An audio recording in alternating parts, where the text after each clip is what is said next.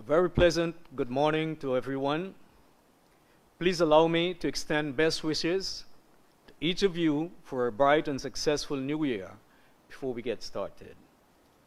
Honorable Minister Colin Crowell, Honorable Minister Susan Rodrigues, the CEO of Central Housing and Planning Authority, CEO of Guyana Water Incorporated, the board chairman and senior management of CHPA, GWI, and the ministry, and citizens who are tuning in on Facebook, television, and radio, and of course, our esteemed members of the media. Good morning again, and welcome to the 2024 end-of-year press conference of the Ministry of Housing and Water. My name is Bishram Kupen. I'm the Permanent Secretary of the Ministry of Housing and Water, and I'll be the moderator for today's event. This press conference is being held to update you and our citizens on the remarkable achievements of the Ministry of Housing and Water and its agencies in the past year, and to highlight the significant beneficial impact which our housing and water development programs have on our people and our country as a whole. In addition, our ministers will share the ministry's and the government's vision for the housing and water sectors for 2025 and beyond. The format for this press conference will be in the form of presentations to be done by Honorable Minister Crowell and Honorable Minister Susan Rodrigues on the achievements in the housing and water sectors. Following these presentations, the floor will be open for a question and answer session where members of the media will have the opportunity to field questions. I will explain the format for the Q&A session when we get to that point. Minister Susan Rodrigues will make a presentation on the achievements of the ministry in the water sector and the outlook for 2025 and beyond. And this will be followed by a presentation by Honorable Minister Colin Crowell on the achievements of the ministry in the housing sector in 2024, and also the ministry's vision and outlook for 2025 and beyond. At this point, it gives me great pleasure to invite Honorable Minister Susan Rodrigues to deliver the first presentation on the wide-ranging achievements in the water sector through the Guyana Water Incorporated. Honorable Minister. Thank you very much, P.S. Kupen. Allow me to acknowledge my colleague, Minister Crowell, CEO of the Guyana Water Inc., Mr. Sheikh Baksh, all of the program heads and heads of departments and directors of CHPA and GWI, members of the media.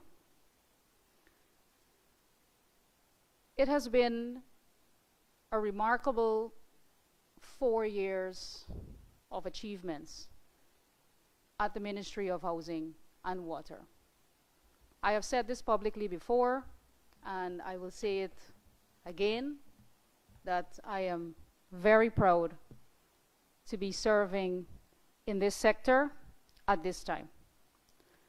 As a young female minister, it gives me great joy to be in a cabinet and in a government that values the contribution of young people, that prioritizes commitments to our promises, and that continues to deliver every single day for the people of our country. It is a track record that I proudly stand behind. And any day of the week, you will see me defending this ministry and the achievements of our government. We take our promises and our commitments to the people of this country extremely seriously.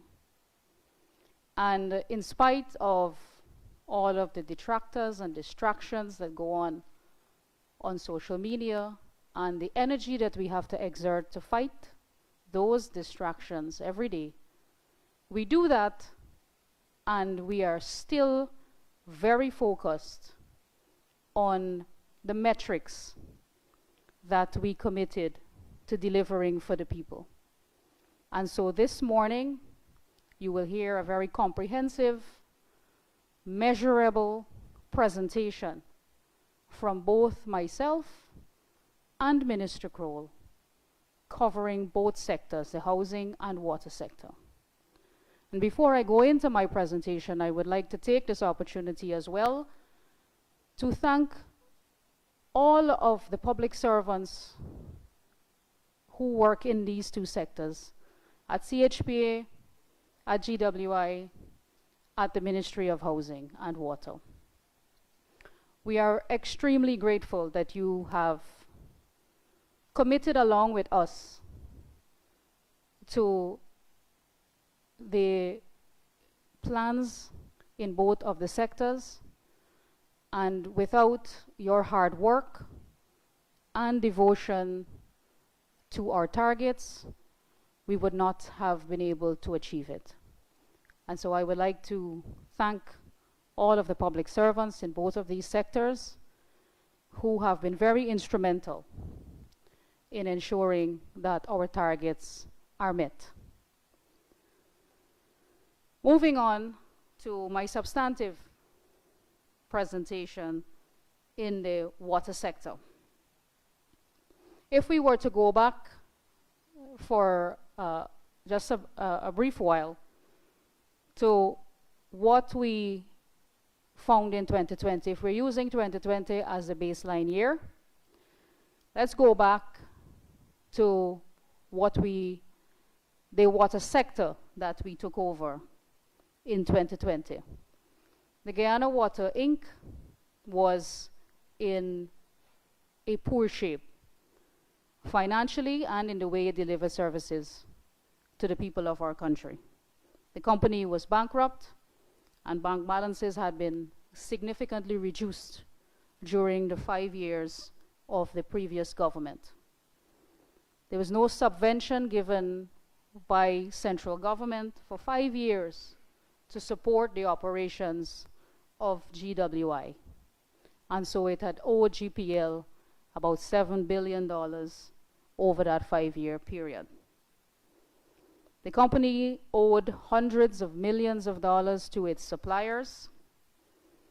There was no comprehensive maintenance plan for the water treatment plants or to pump stations, and this resulted in people across the country receiving poor level of service and poor quality of water. There was no inventory at GWI. The inventory was zero. There were no meters, no fittings, no spares. None of these to maintain the assets of the company, and therefore many of the assets fell into disrepair. The company was not adhering to procurement rules and had several breaches of the procurement laws, including for the procurement of a chemical called Sequest to temporarily treat water for iron content. Now, that was a very expensive endeavor, and it was a temporary intervention to treat water for iron content.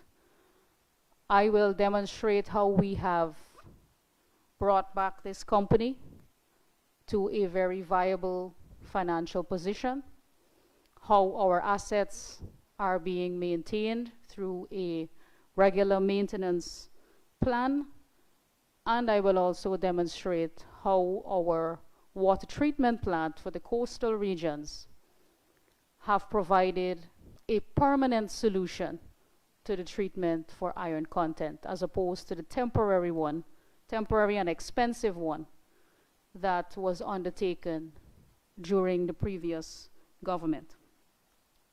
So, what did we promise?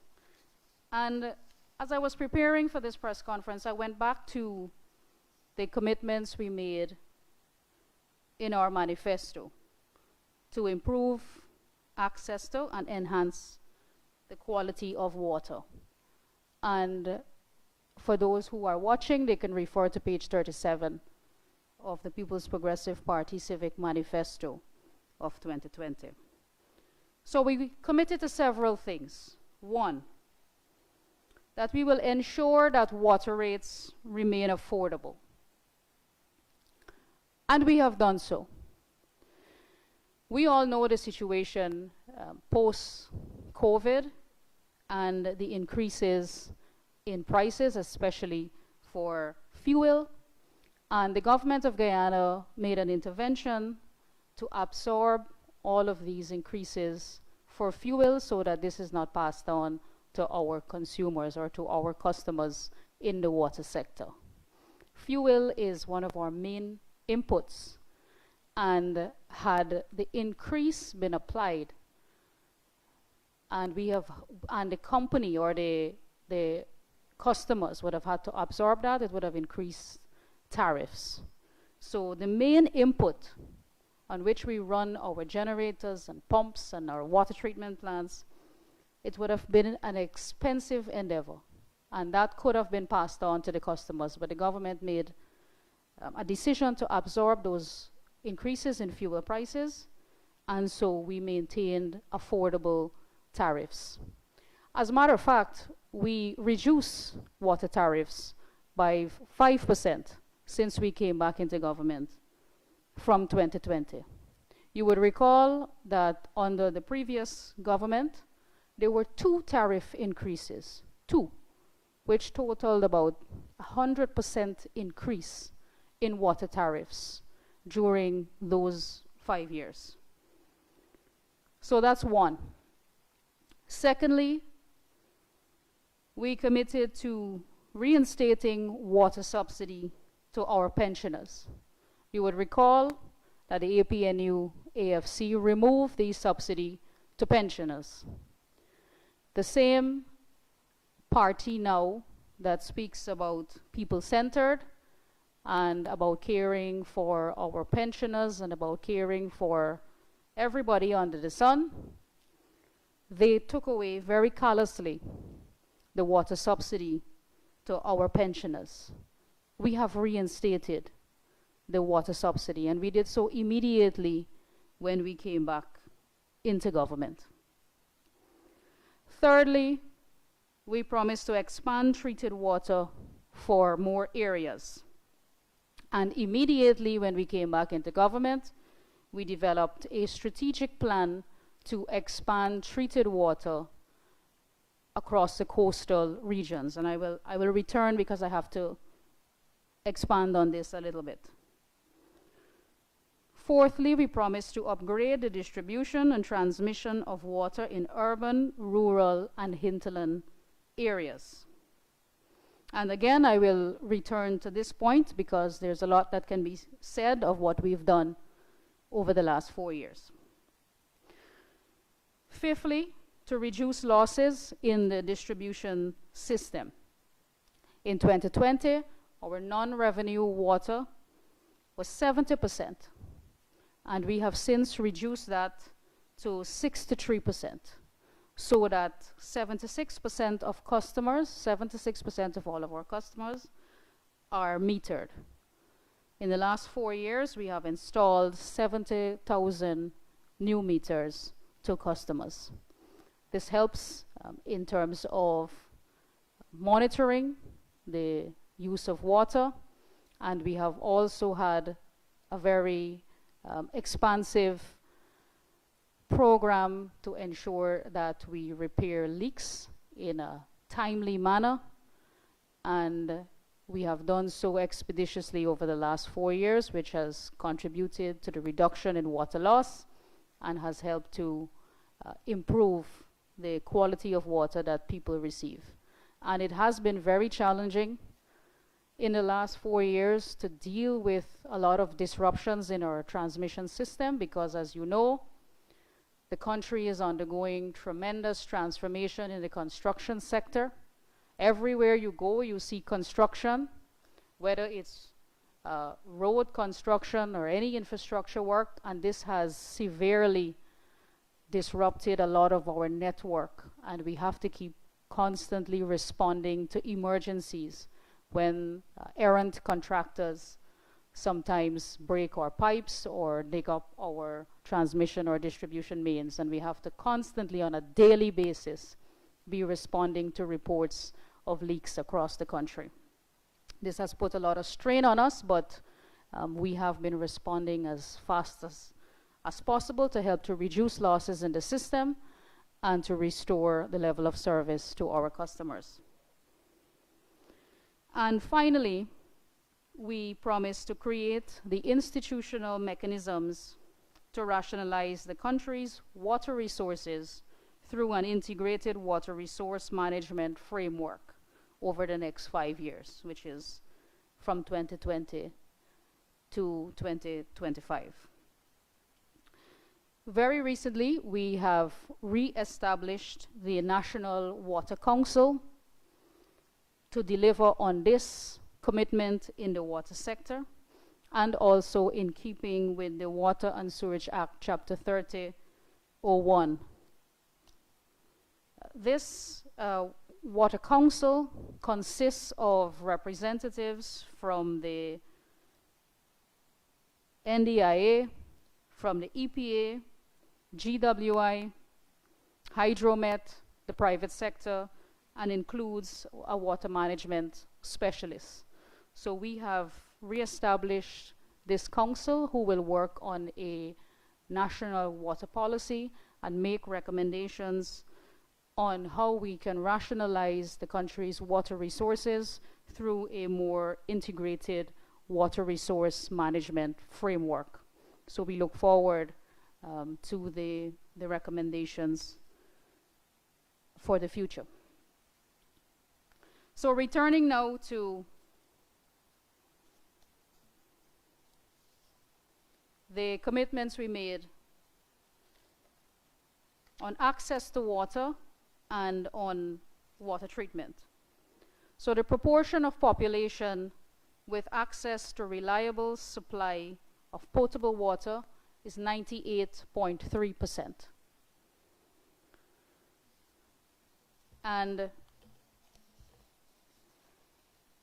with regards to increasing access to potable water supply to unserved communities, so these are unserved communities, communities that do not have a reliable source of water or a potable source of water. So to increase this, increasing access to potable water supply to unserved communities through the extension of distribution mains, more than 4,350 households benefited from first-time access in the year 2023. In 2024, some 2,800 residents benefited for the first time from first-time access to potable water supply under the Unserved Areas Program. So across the country, there may be areas where people have extended their occupancy in different areas, and the distribution network did not reach those areas. And so we have a program to provide first-time access, and in all of the communities across the country, in all of the regions, we have consistently made resources available to extend our network to cater for these residents. And sometimes in an area, it's just 2 or 3 households that we have to extend the network for them to benefit. And so we have an ongoing program to address access to water.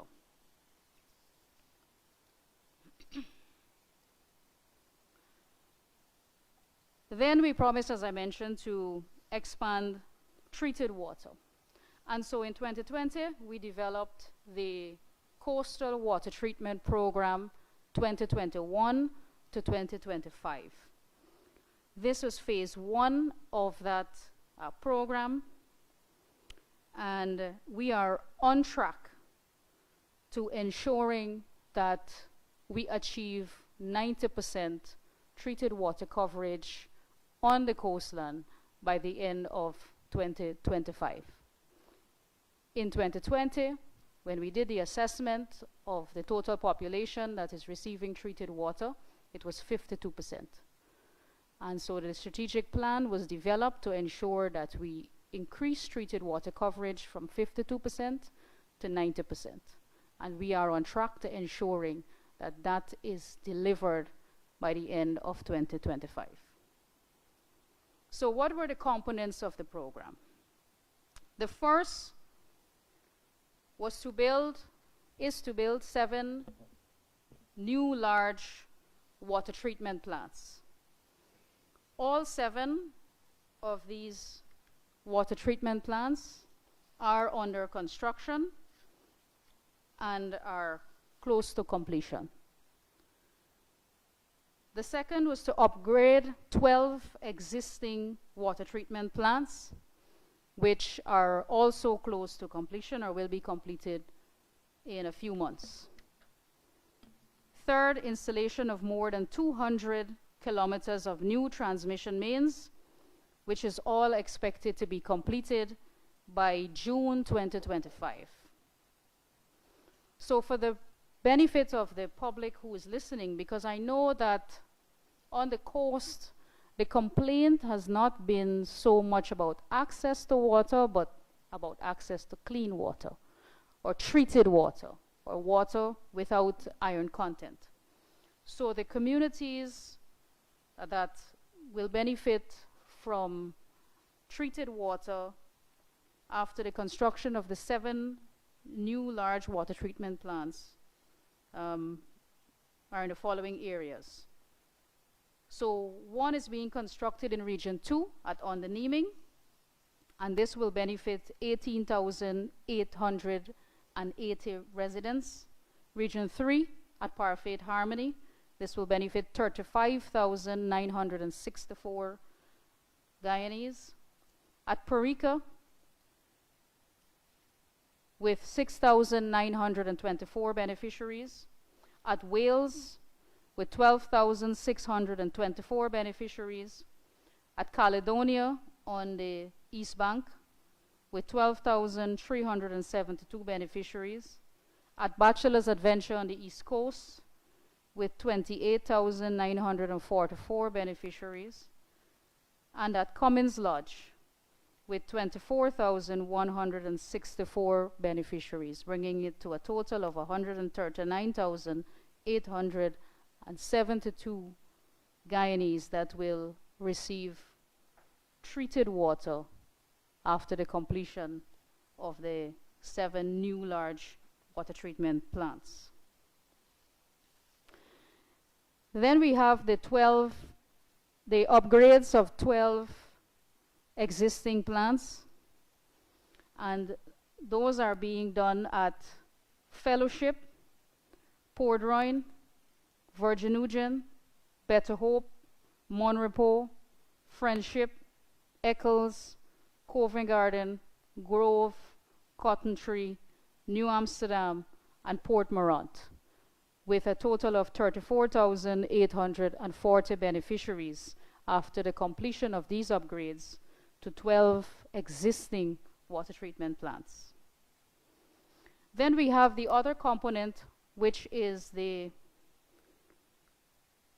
18 small iron removal plants.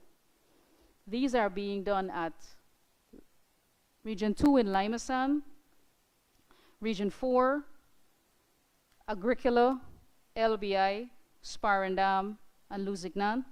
Region 5 at Weldad, Farm, Calcutta, Strathcampbell, Perseverance, De Hoop, and Ithaca. Region 6, Johanna, Mibikuri, Crabwood Creek, number 62 to number 74, Chesney, and Edinburgh, giving us total beneficiaries of 75,576 persons.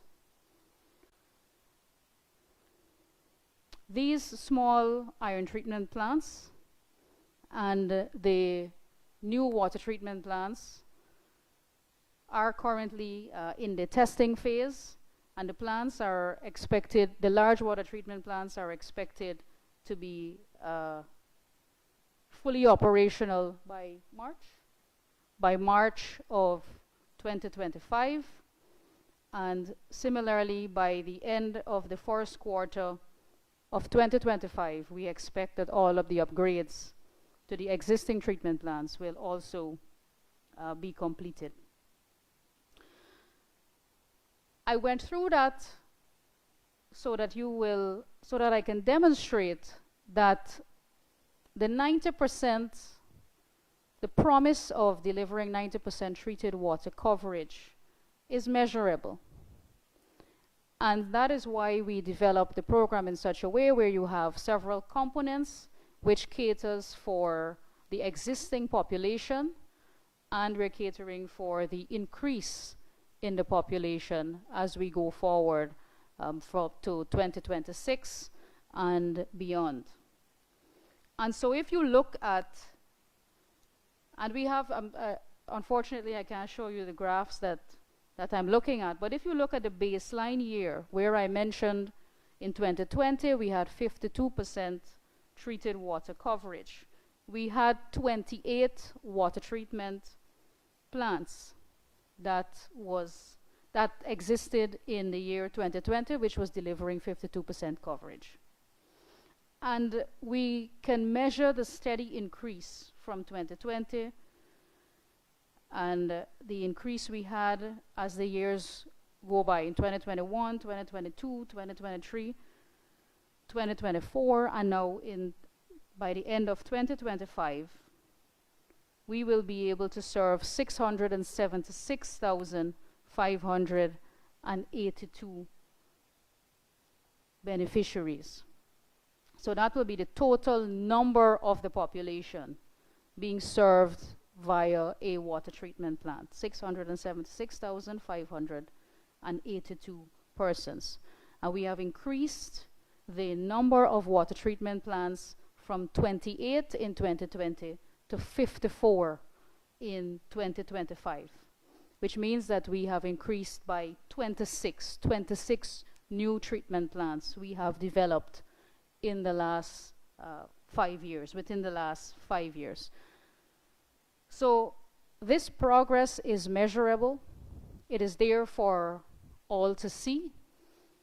And I know that over the last 4 years, there have been many complaints about the quality of water on the coastline, that is regions 2, 3, 4, 5, 6, 10, and 10.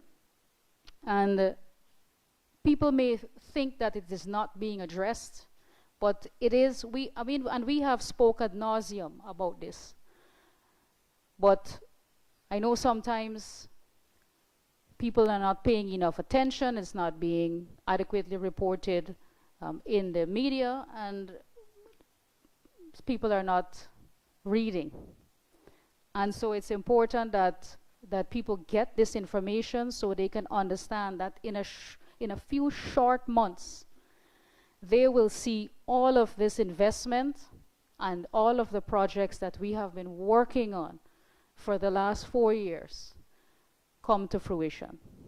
When they start to see clean water flowing through their taps and the days of receiving water with iron content are permanently over, then they will realize that all this time we have been working, that our contractors have been working, that GWI has been working very diligently, guided by the strategic plan that is governing these first 5 years in office. So in the next 4 months, all of these will come into operation, and 676,582 residents or Guyanese will be receiving treated water on the coastline. Additionally, we have signed contracts for 5 large water treatment plants funded by the Caribbean Development Bank, and this will be implemented under the second phase of the Coastal Water Treatment Program. This is being funded to the tune of $12 billion. Contracts have been signed, and construction or work is expected to commence this month, January 2025. Looking forward to the future, we have already drafted a strategic investment plan, which is phase 2 of the coastal water treatment program that will guide the water sector from 2025 to 2028. This has already been developed and will address gaps in the network and cater for the expanding housing program. This strategic investment plan is valued at $28.3 billion. So this will guide the future years. Under this program, we are expected to drill 15 new wells, construct 4 surface water treatment plants, 2 iron removal plants, and 3 inline filters. And under this phase 2 of the program, we will be catering for about 253,788 persons who will benefit from the second phase of this program.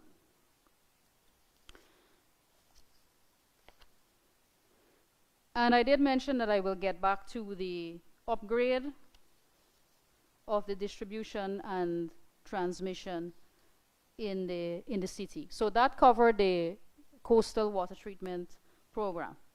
So in terms of upgrading our transmission and distribution network, those who live in the city, especially in Georgetown, would have seen over the last few years GWI working in the city and sometimes inconveniencing a lot of people. That's the reality.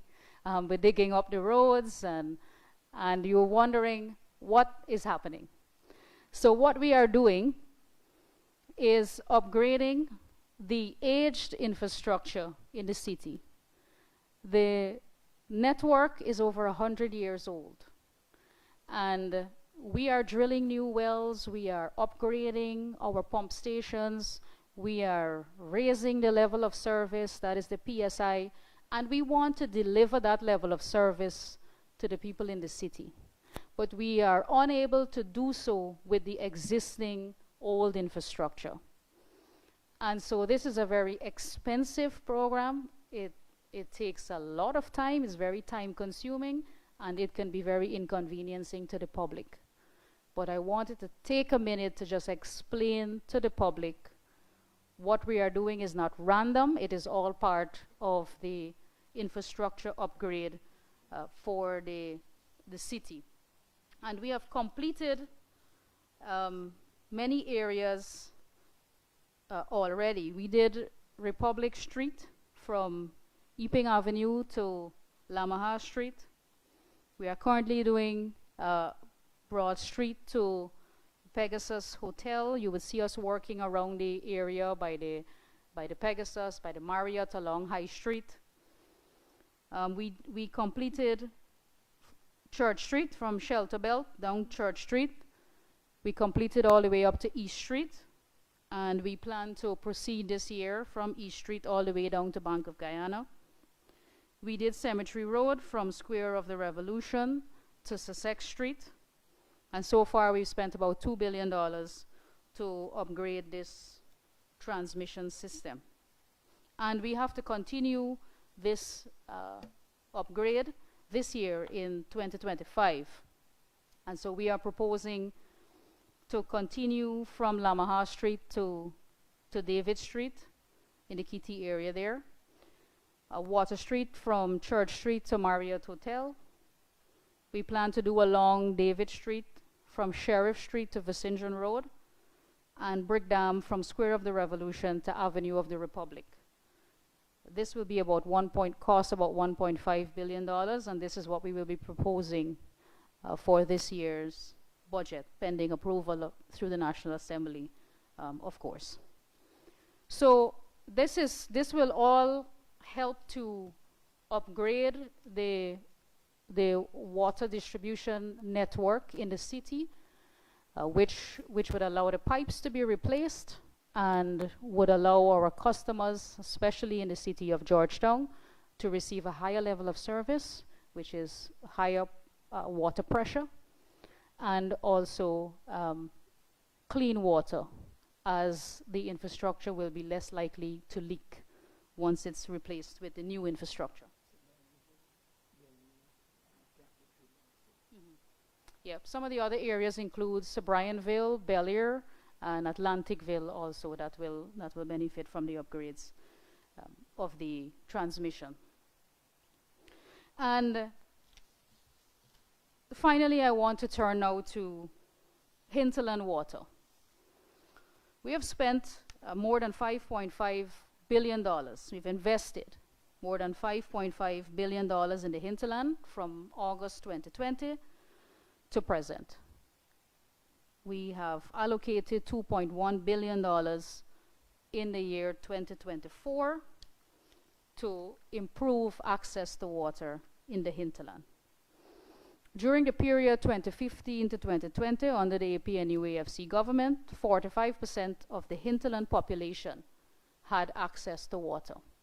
Similarly, as we did on the coast, we developed a strategic plan for hinterland water in keeping with the United Nations Sustainable Development Goal number 6, access to clean water. And we have set ourselves a target of ensuring that we achieve 100% access to water in the hinterland by the end of 2025. And we are very much on track to ensuring that that commitment in the water sector in the hinterland regions is achieved. In 2020, the spread in coverage was 38% in Region 1, so I can even break it down by regions and show you what the situation was in 2020 and what it has been improved to now. So water coverage was 38% in Region 1, 55% in Region 7, 55% in Region 8, and 60% in Region 9.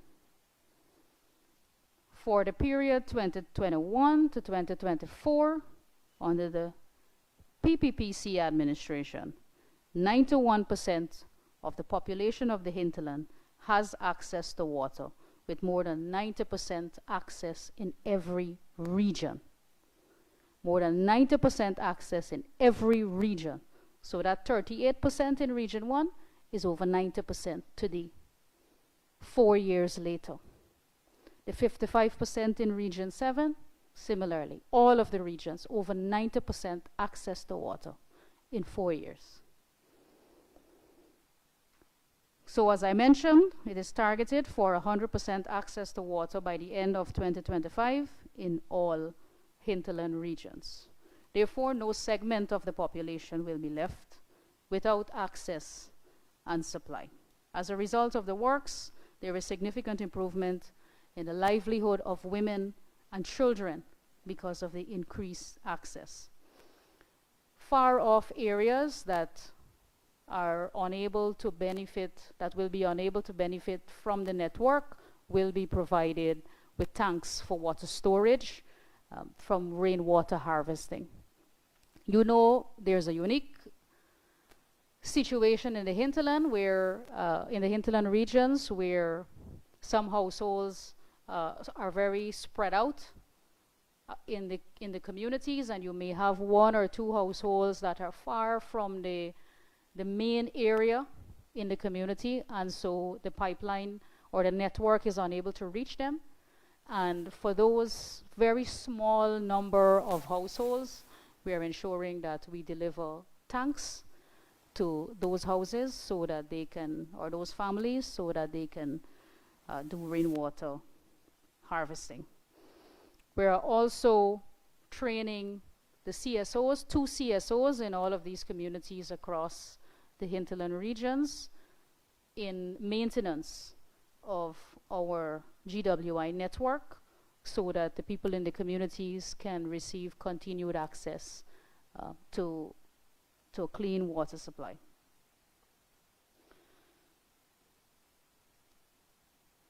More than 100 new wells have been completed from 2020 to now to provide service to more than 15,000 persons for the first time in the hinterland. 56 wells were completed in 2024 alone. So we have gotten more efficient in our well drilling activities and in delivering services through GWI. And we continue to partner with the village communities as well to ensure that we bring some economic activities to these Amerindian communities by partnering with them to help us to construct or to build out the network in these areas. So we provide some employment to the people of the local economy in those villages through GWI, and they help in laying out the pipe network or the distribution network from these new wells to the households in those communities. This also gives them a sense of ownership over the network. They tend to understand the network, where the pipes are laid, and they are very eager to help us to support the maintenance of the network so that they and their communities can have the lasting service from these wells that are intended to last for decades. If we were to compare that, or the investments that we've made in the water sector to that made in the 2015 to 2020 period, you will see that there simply is no comparison. So, for example, in Region 1, the APNU AFC government spent $12,471 per capita in Region 1. So this is per person in Region 1 to deliver clean water. We are spending $24,304 per capita in that region for access to clean water. In Region 7, a region that they claim to love and support, they spent $6,140 per person, per capita. $6,140. We are spending $59,691 per capita for people to have access to clean water in Region 7. And I can go down the list. In Region 9, they spent $8,847 for 5 years per person to get clean water. We are spending $65,918. So the aggregate investment that they made per capita in the hinterland for those 5 years was $9,787. We are spending more than $34,000 per person in the hinterland, or have spent that over the last 4 years. So this is how we demonstrate love and care and commitment. Deliver his presentation on the remarkable achievements of the ministry in the housing sector through the Central Housing and Planning Authority. Minister Colin Crowell. Thank you very much, Permanent Secretary Kupin. Acknowledgement, Minister Rodriguez, CEO of GWI, Mr. Baksh and his team. I also want to recognize the various heads from the Central Housing and Planning Authority, led by the Director of Operations, and I'm acting for the CEO, Ms. Denise Tudor, and her team. Ladies and gentlemen of the media, a Happy New Year to all of you, and the pleasure is ours to, for the next hour or so maybe, for us to outline on this wonderful sector called the housing and water sector.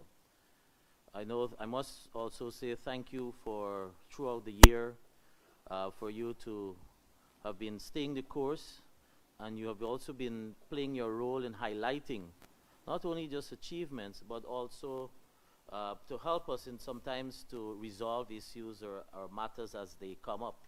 And as persons who are working in the media, you're directly involved with responses from the communities. And so sometimes you yourselves, you call to follow up on issues that we are not aware of, and it allows us to resolve those. So you've just had a presentation on the water sector, so I'll just outline for you here now in terms of housing, what has taken place over the last year, and on a projection of what is expected to come, and what also overall we've been able to achieve as part of our commitment in this period.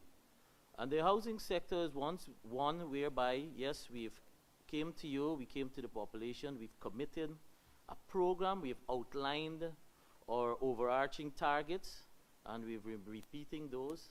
And so it's important now that we've completed 2024, and we're less than a year in terms of completing the 5-year term, current term. It's important for us to assess where we are. And so I want to say that for the housing sector, we've had a robust year.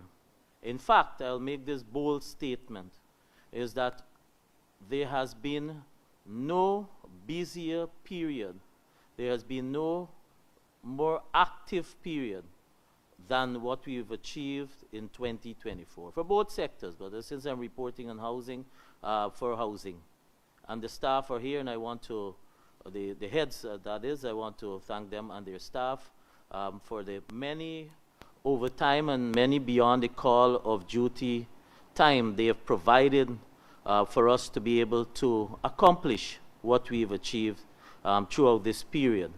And oftentimes, what is highlighted is when somebody, has an issue, when there's somebody wants to probably have themselves heard, and oftentimes we don't talk about the people who are behind the scenes to ensure that the work is delivered. I want to therefore start off by dealing with our allocations, and so I'll identify the heads under which I'll speak and then give you some pointers. For allocations, which has been a forefront in terms of our activities for housing, and something you have been monitoring too, because you've been attending many of our public Dream Realize activities, you've been attending many of our outdoor activities for which we've had to respond. And in terms of allocations, we started the year looking at a target, and that is to achieve a minimum of 10,000 within the calendar year, and this is one of our manifesto commitment that says, and I quote, 10,000 lots annually. And we have been able to accomplish that for this year. So in fact, for the year of 2024, we have accomplished a total of 10,791 allocations in this calendar year. That therefore means that overall, we have crossed the 40,000 line, so we are about 40,290 allocations. And this figure I'm giving you refers specifically to lots in terms of residential. So it does not take into consideration or other aspect in terms of commercial allocations. And so even that, if you take that into consideration, you will realize we're much more. We've actually allocated about 11,000 in total. But commercial lots is an ongoing activity, and we do have, up to a week ago, we would have approved a number of commercial requests.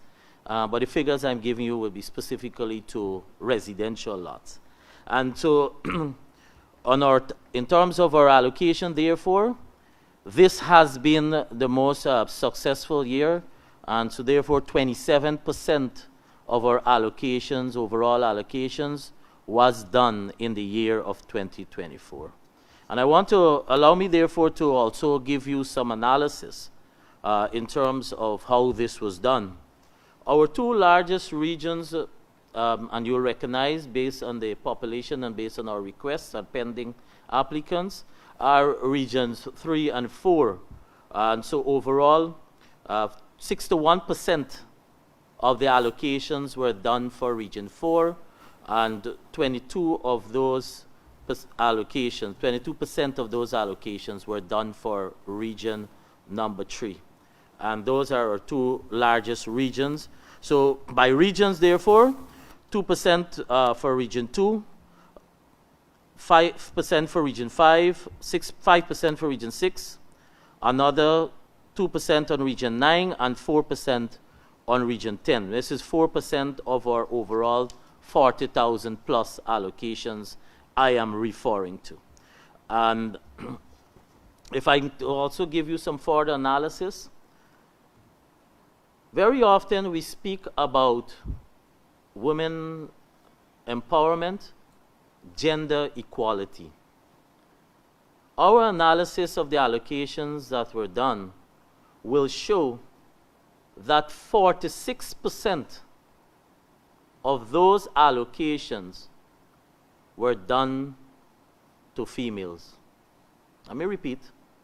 46% of the allocations were to females. And I'm not talking about joint applicants. The joint applicants is actually 26%.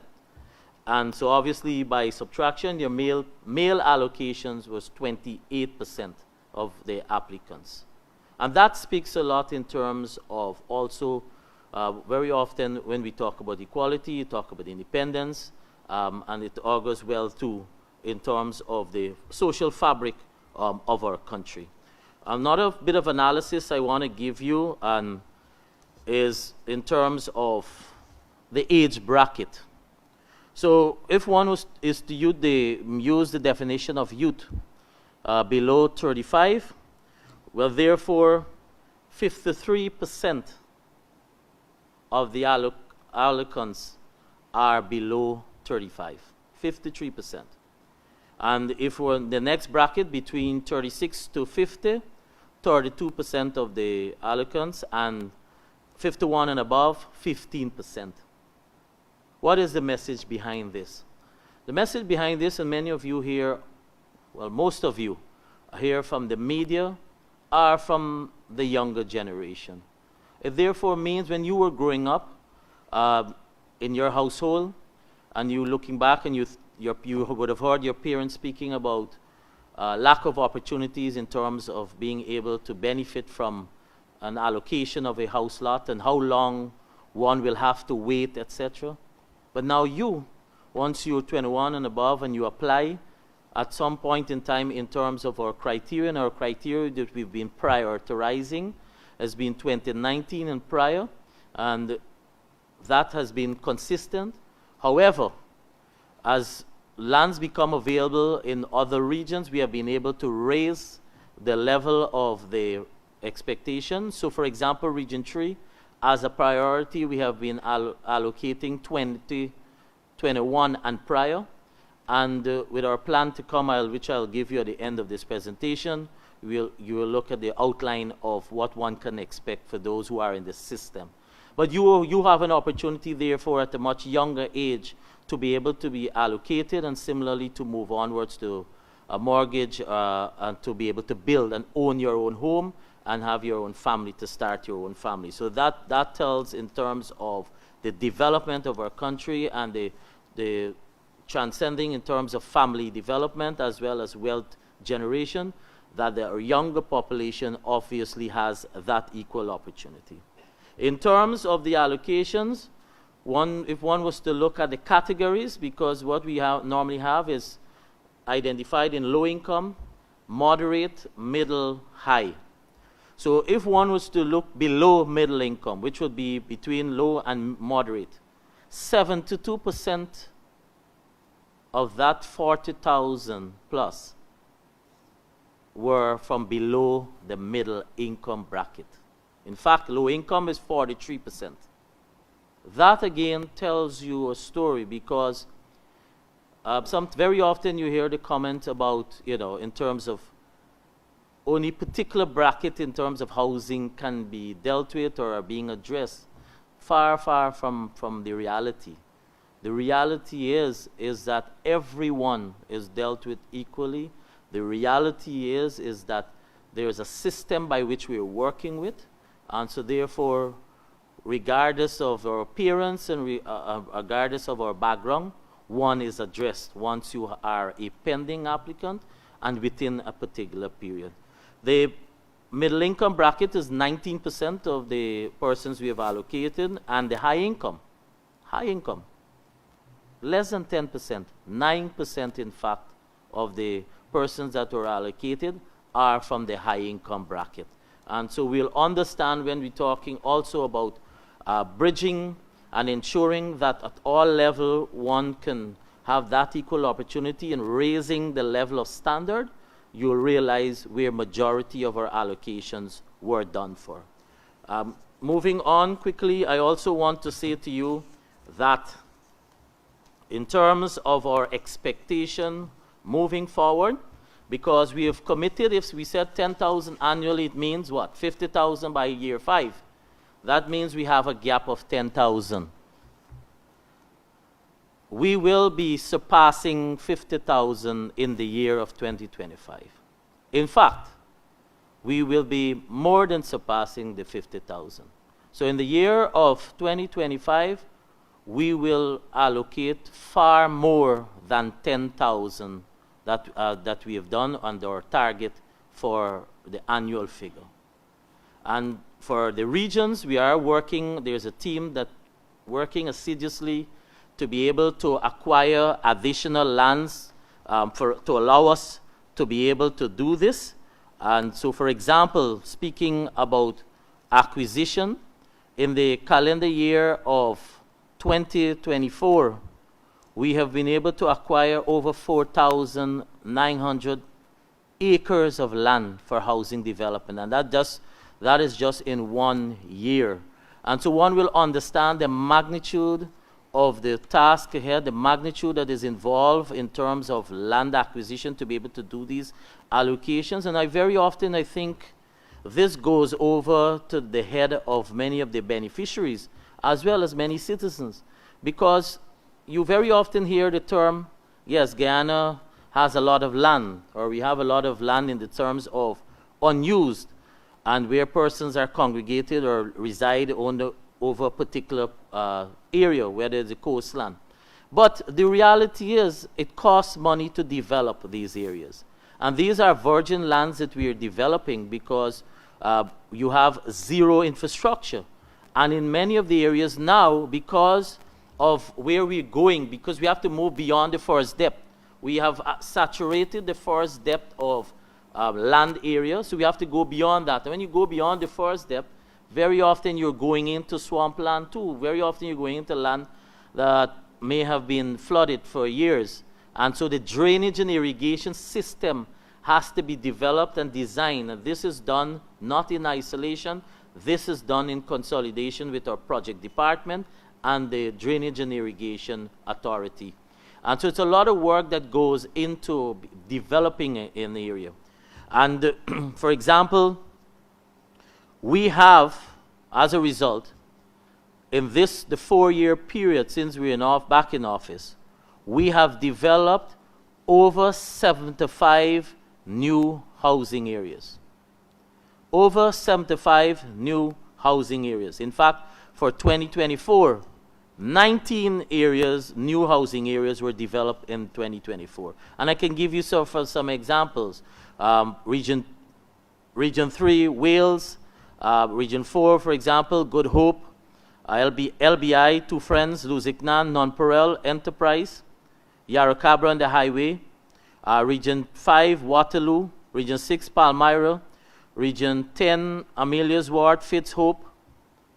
And on Susdike, Haruruni.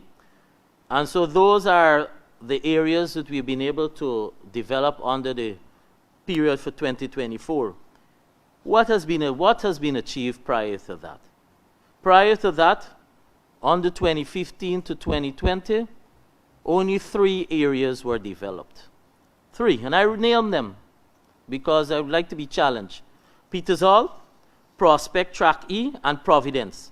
A total of 1,258 lots were developed between 2015 to July 2020.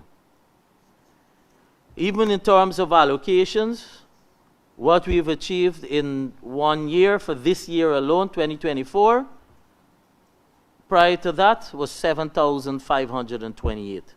And so one will understand the level of work that is being done by Ministry of Housing. And similarly, I make this point because the staffing, except for the first year, the staffing remains the same throughout the last 3 years. They are doing much more work now and with a similar level of staff. In 2019, just to give a context of how serious the APNU was about this sector, notwithstanding that you didn't have a Ministry of Housing, you had a Ministry of Housing that was departmentalized under Ministry of Communities. In 2019 was the very first time when budget was given for housing development. Some of the schemes that we have allocated throughout this period of 2024 includes in Wales in Region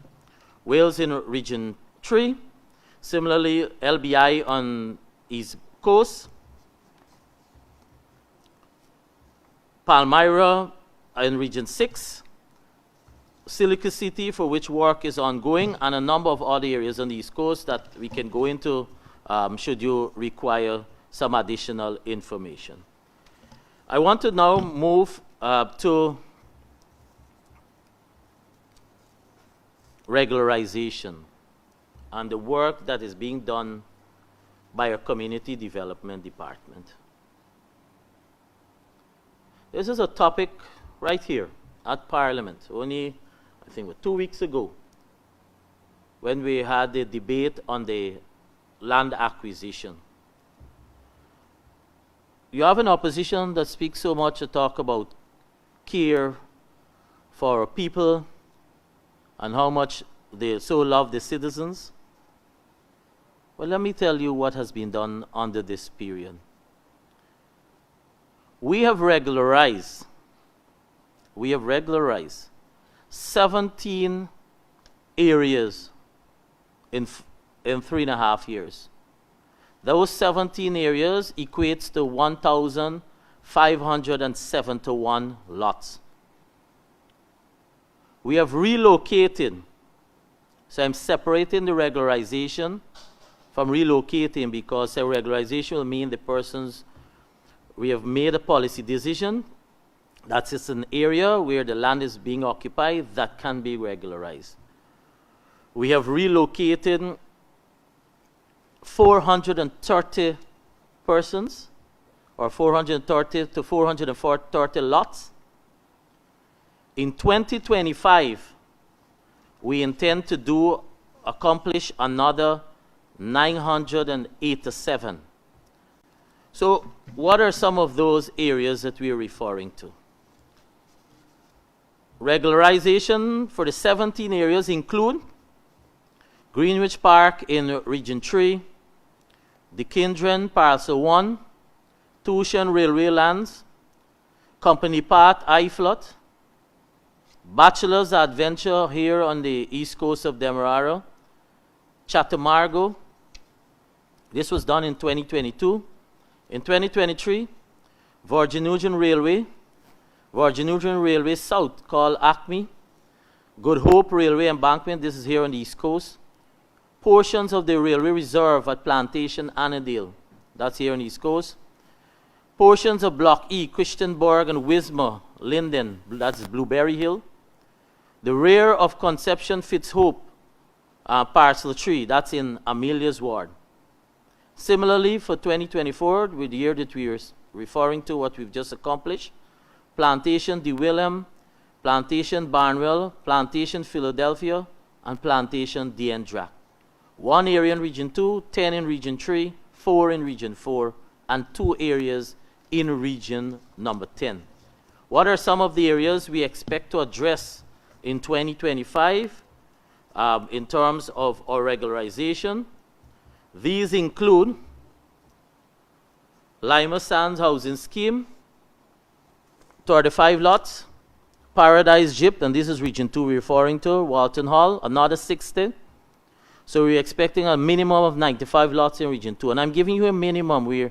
This is a minimum target that has been achieved by that has been set by the Community Development, but we'll be giving them much more. Region 3, Plantation Best Reserves, another 59. Here in Region 4, in Success, 43. Mocha Arcadia, 209, and I'm going to repeat this because repeatedly, I've heard a lot of directed and willful misinformation. There are two aspects of Mocha. There is what is called the Mocha Arcadia, and Mocha Arcadia will be south of where you know the existing Mocha regular residents live. That portion, there's a portion of land where we are going to regularize, and our numbers that we have checked and based, meaning they have gone to the ground and they have done the assessment of 209. And then there's another portion of which would be, for us when we're driving in, would be the back, but it would be east of the current Mocha. Those persons are already getting their title for the very first time. Moving on, Enmore, BZ, Enmore, Newtown. So combined, that's another 76 lots, persons to benefit. Enmore Hope, another 75. Vigilance South, Vigilance North, Calderton North, Diendrach, south of Railway, Enterprise, Block 8, Enterprise Market Street. So in all for Region 4, a minimum of 700 occupants will be regularizing. Region 6, Belvedere North, Hampshire, another 57. Region 10, Ituni, 76. New Harden, 30. Comarca, 154. Silver Hill, 25. West Watuka, 93. Block E and F, Canvas City, 150. Block F, Wisma, 53. Green Valley, Wisma, 39. Siberian, 47. A total of 667 lots minimum are targeted to be regularized in region number 10 in the year of 2025. What is the message I want to leave there? The message I want to leave there, contrary to what has been peddled, our regularization program has a criteria. And that does not take into consideration how persons look or persons' political affiliation. That takes into consideration, one, our love for the people of Guyana and the citizens of Guyana. And similarly, we have said no new squatting will be regularized, but our government is cognizant of what we've inherited. And what we inherited was a program whereby, and I say a program, where persons were encouraged to willfully squat. And I'll give you an example at Amelia's Ward, Region 10, where, for example, in our second year, we would have allocated a total of 400 plus lots. But it took a while for us, for the infrastructure work to be done, because persons were encouraged who were squatting to squat first of all, and then encouraged not to move. That prevented the infrastructure, the access for the infrastructure work to start. Those are not people who really care for citizens, because when we squat or when we occupy a land, one, obviously you don't have ownership. Two, you won't have access to legal utility services. Three, security of tenure is not assured, because the future of you and whoever else are occupying those areas illegally can be dealt with, and likewise your children's future is not secured. So we have been saying no new squatting will be recognized, but your government is working to ensure that we are in a position and we are able to address what we have met.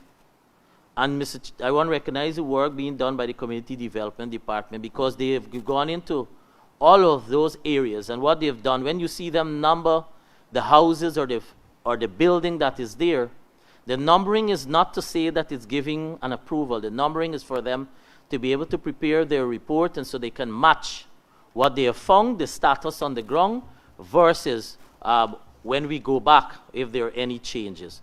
So the whole aspect of regularization, relocation will continue, and this is an ongoing process. And similarly, another myth, because I like the questions and some of the comments that I see, I try to hit them head on, so you don't have to worry in terms of the answer. Another myth sometimes persons say is that when they see allocations being done or they see a squatting area being addressed, it's being said then that is being done at the displacement of the persons who are pending applicants or who are awaiting legitimately and done the right thing. We have a program that we're working with. We have a robust program, and I'll also speak to, when I come to policies, I'll come speak to what our plan, our long-term plan in terms of regularization and squatting. I want to therefore come to ownership. Yes, you see persons allocated. Yes, you see persons are able to access their area, their land, and that is from the survey department. There's another aspect that involves where persons have to sign for their agreement of sales as well as for the processing of their title. That's an activity very often that takes place behind the scene. So when an allocation is done, it's not the end of it. There's another set of work that is involved. And the similar staff that is doing the allocation, the similar staff is involved in completing this aspect. That is to ensure ownership is done. And so the work never stops. In the year of 2024, we have processed more than 7,118 titles. We have therefore increased by 113% of what we have accomplished in the prior year, meaning 2023. To date, therefore, we have processed over 14,710 titles, certificate of titles. Let me repeat that, 14,710. And that does not include, as I speak, there's another close to 2,500 certificate of, to process for certificate of titles that is at the land registrar, awaiting to be signed off and going through its check and balance processes. So you have another 25 that within this month that will be available for distribution, and that work is ongoing. So the signing of, to be able to process titles is something we are proud of in terms of our accomplishment, because this too has been part of when you read the comments and the complaints about awaiting to have ownership. We have worked assiduously with our legal department as well as a number of agencies that are involved, and I want to point them out. GAISUCO, Guyana Sugar Corporation, Guyana Lands and Survey Commission, NISIL, because as well as MMA for Region 5. Those are the main agencies that we've been working closely with to allow us to be able to process the ownership of the land and to have them transferred legally, so that then we can move on to for the processing of the certificate of title, which involves the prior to that for the signing of their agreements. And so I'm pleased to say we're moving in this regard, and in this 2025, we will work assiduously to bring on par many of those areas that are expected. So for example, persons in Region 3 that have been asking and who have been allocated their lands in this January month, number of 2 areas will be commence processing for their ownership. What was done, and if one was to do a comparison of prior to 2020, from 2015 to 2020, the APN UAFC government processed. So what we accomplished in 2024 was what they did for 5 years. In fact, I'll give you the figure, 7,713. So what we did in 1 year is what they did in 5 years. And allow me, therefore, to move on to another aspect. This was not a manifesto commitment. What we committed was allocation of lots. But we are a government that wants to push home ownership. We want to also ensure that persons are able to access their new home as quickly as possible. Not everyone is in a position to be able to do their own construction or building. When I say not in a position, I mean physically, or not be having the necessary time. So they go into the bank and you get an approval for a mortgage. So I come here now to our housing program, or houses construction. And yes, we have seen some criticism, and rightfully so. Yes, we have seen some criticism in terms of work, quality of work done, and this is something we've strengthened in terms of the housing unit, the monitoring team for the housing unit. But it does not take away the impact from the construction of those houses. So for example, in completed houses, not houses in progress, completed houses, we have invested over $12.5 billion for the completion of over 1,671 houses. And I'm speaking here of the housing program on the coast. This is specifically the housing program on the coast. We have figure 1,865 houses. In 2024, we have invested on houses, for completion of houses, $4.3 billion. So of that 12.5, 4.3 was for 2024, and that therefore saw the handing over in total of over 550 houses in 2024. That's 550 families who have been able to occupy a new area, their new home, their new space, and to have that level of comfort and not have to worry about the hassle, about landlords, in-laws issues. Well, in this job, you're confronted daily with all kinds of social issues, and you'll hear all kinds of reasons for requests. Similarly, just to give you an idea what's currently in progress, we have another 1,724 houses that are in progress. So those are at various stages, and by the middle of this year, all of those are expected to be completed. And I'm not even referring to new homes that are commencing. So for example, up to yesterday, we would have had another 20 young professional houses were allocated to be commenced. In the hinterland housing program, we started off with a $1 billion hinterland housing program targeting 400 houses. To date, we have expended over $750 million on this program, and that is being implemented in regions 1, 7, 8, and 9, and over 100 of those houses have been handed over in regions 1 and 9, and the work continues to complete the rest of the hinterland housing program. Quickly, if I can go on, because I want to allow you to ask as much questions as you can too. If I can move onward to policies. We're implementing a very robust housing program. Mandated, yes, but also a commitment by your government to ensure that we can raise the level of standard of living for our people and all our citizens, and therefore home ownership is one of those benchmarks. So as a result, we have embarked on a new national housing policy. And that housing policy, as I speak, we're committed, as I said, what's the overarching of that policy?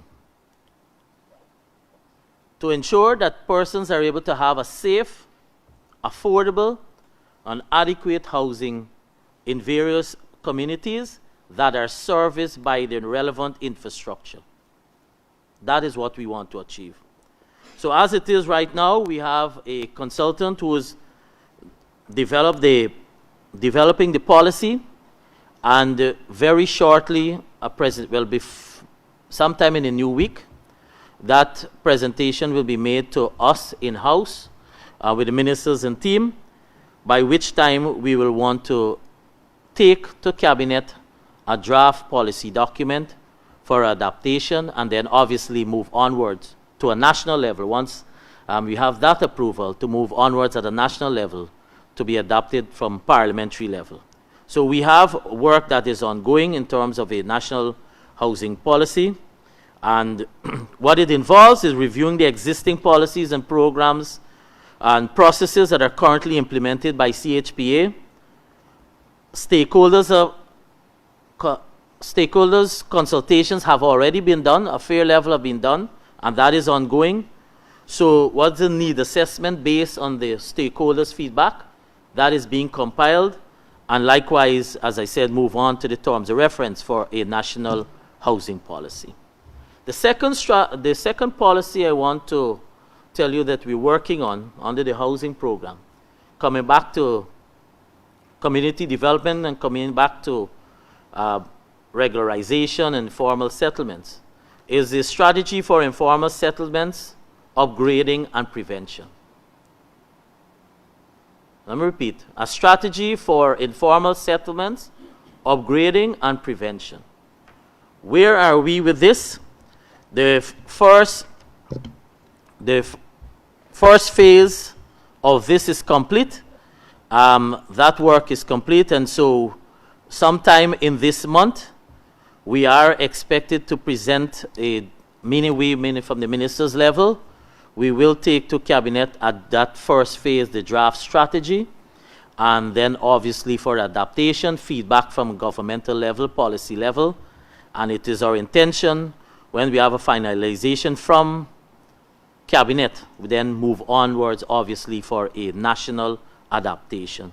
And so that strategy in the first phase involves, we have done a 100% analysis in terms of Region 3, and that's a pilot region that we've started with, and obviously we'll move on to the other areas.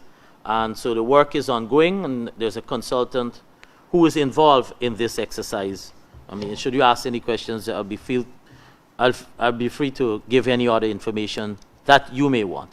I want to update you quickly on a program, a President Ali initiative, and that is, you would have heard about the steel and cement, the housing subsidy program. To date, the impact of this program, which aids and helps in terms of commencement for construction of houses for first-time homeowners, persons who would want that little initiative to help them to start or even to support them.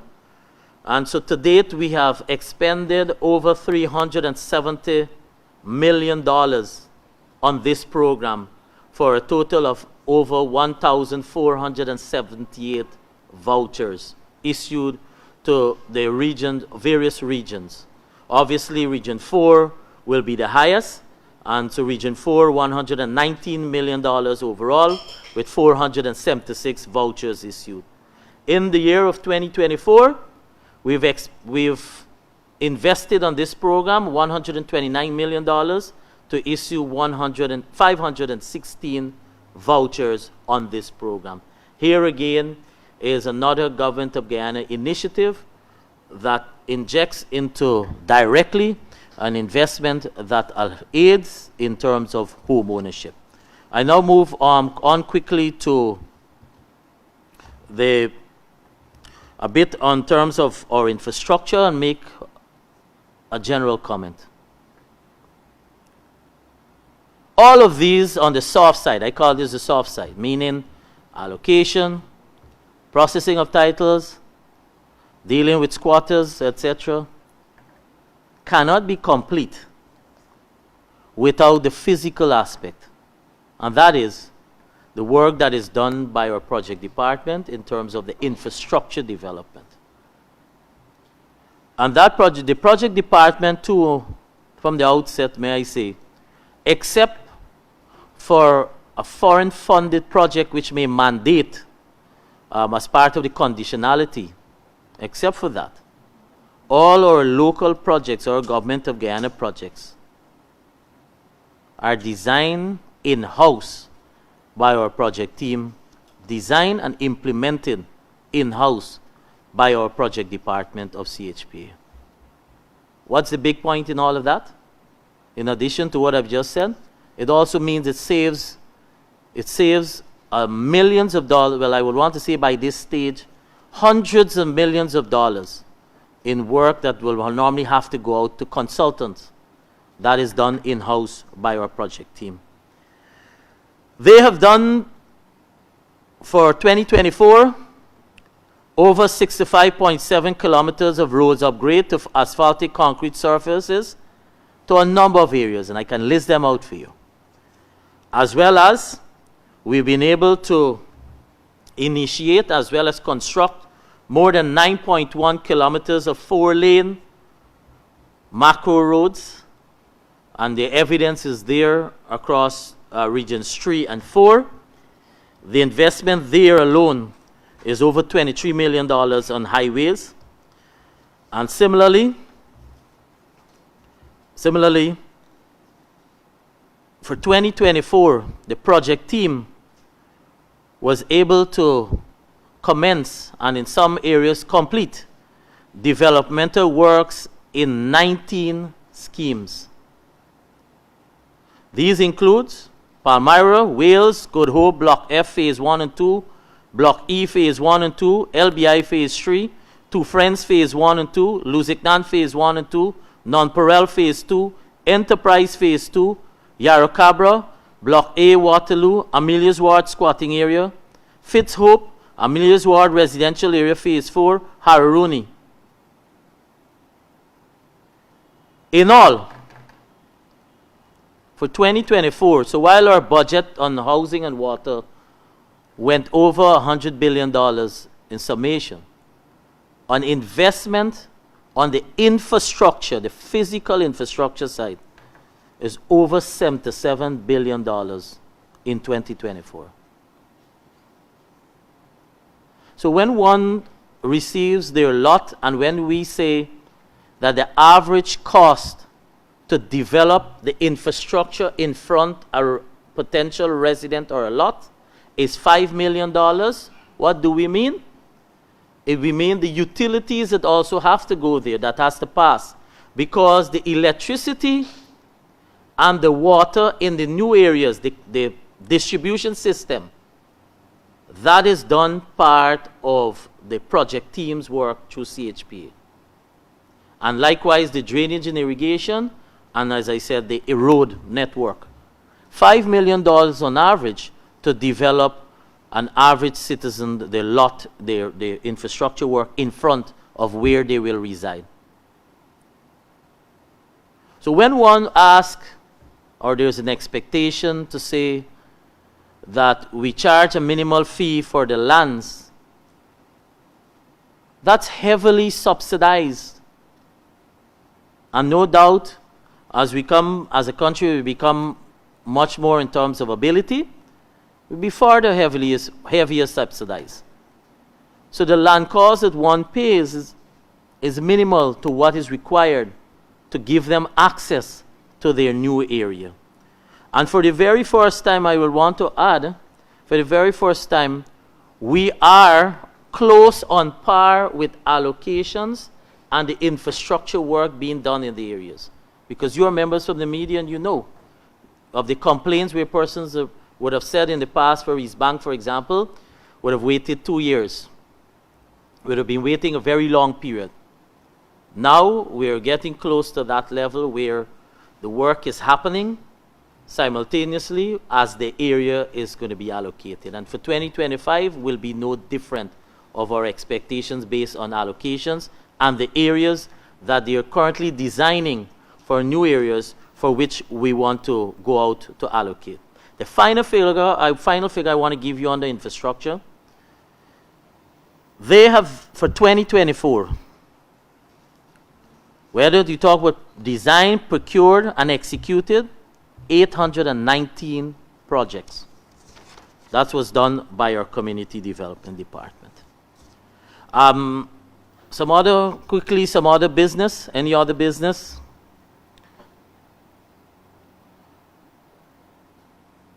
We still continue to have and receive a number of complaints of persons who fall prey to fraudulent activities. Last week, and by today or tomorrow, a reappearance of an ad will be in the papers. We have two aspects I want to highlight among many. One is the most popular one. You have a lot of fraud through where invitation to pay through MMG. An MMG service, a number is provided and you're asked to pay over. That's one. And secondly, in terms of commercial lands, you have a lot of persons who profess to be has land that is available for commercial purposes, that is available to be sold. So I want to warn our listeners to not be duped. There is only one way in which for commercial land, that's a process. And then you have to put in your proposal, and then periodically we have review, you're contacted, and then you pay that at Central Housing and Planning Authority. And in fact, commercial lands are paid at the central office. For the residential lots, at our regional offices or central offices, or only if we have what is called like the Dream Realize sanction activities. If you're paying anywhere else, then it can't be to the government of Guyana, and it can't be to Central Housing and Planning, and can't be Ministry of Housing and Water. We have had instances, we have had to forward many cases. Of course, for those cases to move to a level that we want for prosecution, the police will tell you, then we need statement. But when it gets to that aspect,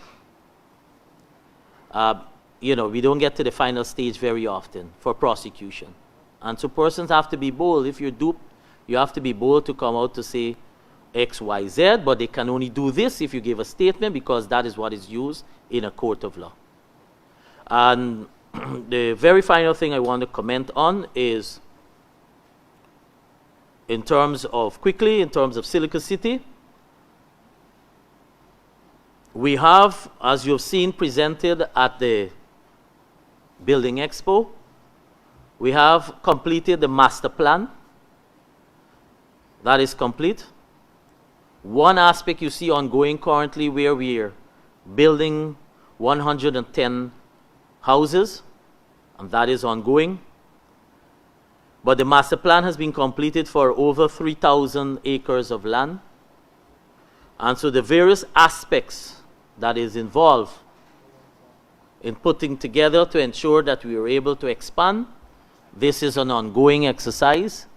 But the work that is involved in terms of Silica City continues, and one certainly moving forward under this PBP tenure, you will see in a major physical way the enhancement on the Silica City. So I've paused here. I thank you very much for your patience, and certainly for members of the media, we cannot help but showing our appreciation for your work that you do in helping to highlight and to bring to fore many of the things we are doing. Thank you very much.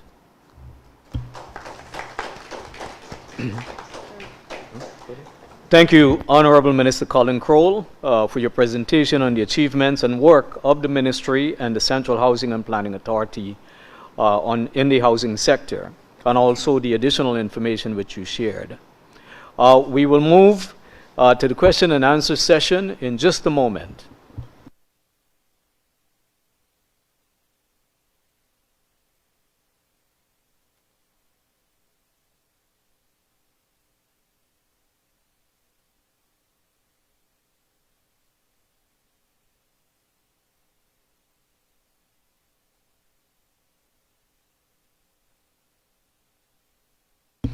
All right, thank you. So for the question and answer session, I'd like to request that you initially limit yourself to one question and a follow-up, and we'll go around as time permits, to engage you with other questions. Additionally, I'd request also that you raise your hand and let us know which agency you're representing and your name. Thank you. So we're open now for the first question. Please go ahead. Swatlana Marshall from News Source. Good day. Minister, could you enlighten us a bit on what influences the cost of a house lot? And could you say if the house lot, for example, a medium, what you call it, a middle income house lot, does it carry the same price from, say, a 2020? Has the price increased? So, sure. So, first of all, many variables are taken into consideration. So let's be practical here now. A land on the east bank of Demerara will not be the same as one in Region 2 or Region 3 for a particular category. So as years go by, you have market value, but what we charge here is not the market value, but we use that as a guide. So you have market value that's taken into consideration. The region is taken into consideration. The location of the land is taken into consideration. The category of the land. So when designs are being done by the planning department, they categorize the type of lands in that area. That is taken into consideration. And so you asked about, for example, a middle income from now, previously from 2020 to now, may have a slight shift. But look, for example, low income. Low income lots, the average is still $300,000. Way back and before that, it was about $92,000 many years ago. Obviously, you know, if you compare, it can't be the same. So a lot of variables that are taken into consideration, and obviously the land size, all right, too. So if you're going to compare, so the point I want to make here, if you're going to compare a land in two different regions, a middle income, for example, let's use the same middle income you asked, will not be the same, or more likely will not be the same. Is there a follow-up? Yes, please. Minister, follow up to the whole land issue. You mentioned that 19 new housing areas were developed in 2024. And I know when people are applying for house lots, particularly in Region 4, there's a high preference for the East Bank or the East Coast corridor. Could you say if the ministry would have exhausted the areas in those two sections, or there are other areas on the development? So, you want just Region 4 or want a general, other areas too? In general, sure, no problem. So let's go, for example, for region, starting Region 2. So, for example, Region 2, the two main areas we'd have developed would have been Charity and Ondiniming. As I speak, and I did allude to that there's a team that is working for us to be able to acquire additional lands. And that is to give you a hint that we'll be doing much more than what we have to achieve. And that is because we are aiming, with the exception of Region 4, we are aiming to bring on par, or at least bring very close to 2024 in this year for all the other regions, because it's dependent on availability of lands. So in the case of Region 2, we're still awaiting the finalization for the acquisition of additional lands, but we've saturated what we have there. Region 3, for example, west coast of Demerara, on the lands we have been given to us, we have reached a saturation point. That is why you see a consolidation at Wales. And more lands are being made available at Wales. And there are lands available at Wales as I speak. So that allowed us for Region 3 to be able to move our 2019 target to at least a minimum 2021, in some cases 2022. You come to Region 4, we have saturated the east bank of Demerara for allocation of lots. So we have not, on our activities, we have not been able to allocate for East Bank of Demerara for the last year and a half. All our allocations we have done is consolidated on the east coast of Demerara. And as I speak, additional lands on the east coast of Demerara are being made available. So moving forward, we will still have more allocations done on the east coast of Demerara. I haven't been able to get additional land for East Bank, and we have reached, and we have received a warning letter, by the way, from NDIA, because if you go inwards, which will be going east, you're actually reaching the Conservancy. That's how far we've reached for the East Bank. And that is why for East Bank, the infrastructure work took longer for those persons who were allocated in 2021, etc. So as I speak now, everyone for East Bank can access their land. Everyone on East Bank can now process for ownership of their land. But East Coast of Demerara is where the expansion growth is happening. Region 5, at the last activity, we would have saturated the lands we have on the Region 5, saving except we have one area that we have available, and that's at Borma. But with MMA and our team, we have identified some additional lands, led by the Minister of Agriculture with MMA. They're currently reviewing those applications, and we are very sure we'll be getting that approval to proceed for our design, and that will form part of our allocations for Region 5. Region 6, there was a lull in Region 6 for a while, but you've seen we were able to push Region 6 last year, meaning 2024, because why? We've gotten additional lands, and we got those at Molson Creek. And so we have available at Molson Creek, so the work will continue to allocate in Molson Creek. But in terms of additional lands, we're optimistic. We're working with Gaisuco because most of the additional lands to acquire, Lands and Survey has already informed us that those lands are under the purview of Gaisuco. Now, they have their own decisions to make because their decisions involve, obviously, we are competing interests as a government. So it's not for housing, you have agriculture purposes too, and other uses. So they're going through that pace of identifying where lands that they can further release to us for housing development. And Region 7, the Bartica area where you saw us, we're building some houses and we did some allocation.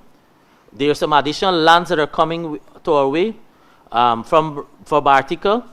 And Region 8, well, we have land available to allocate. Region 9, we have saturated the Polk Bridge allocations. We've done a lot of work in Region 9.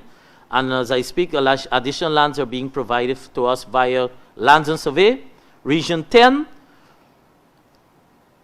Amelia's Ward is saturated in terms of allocation.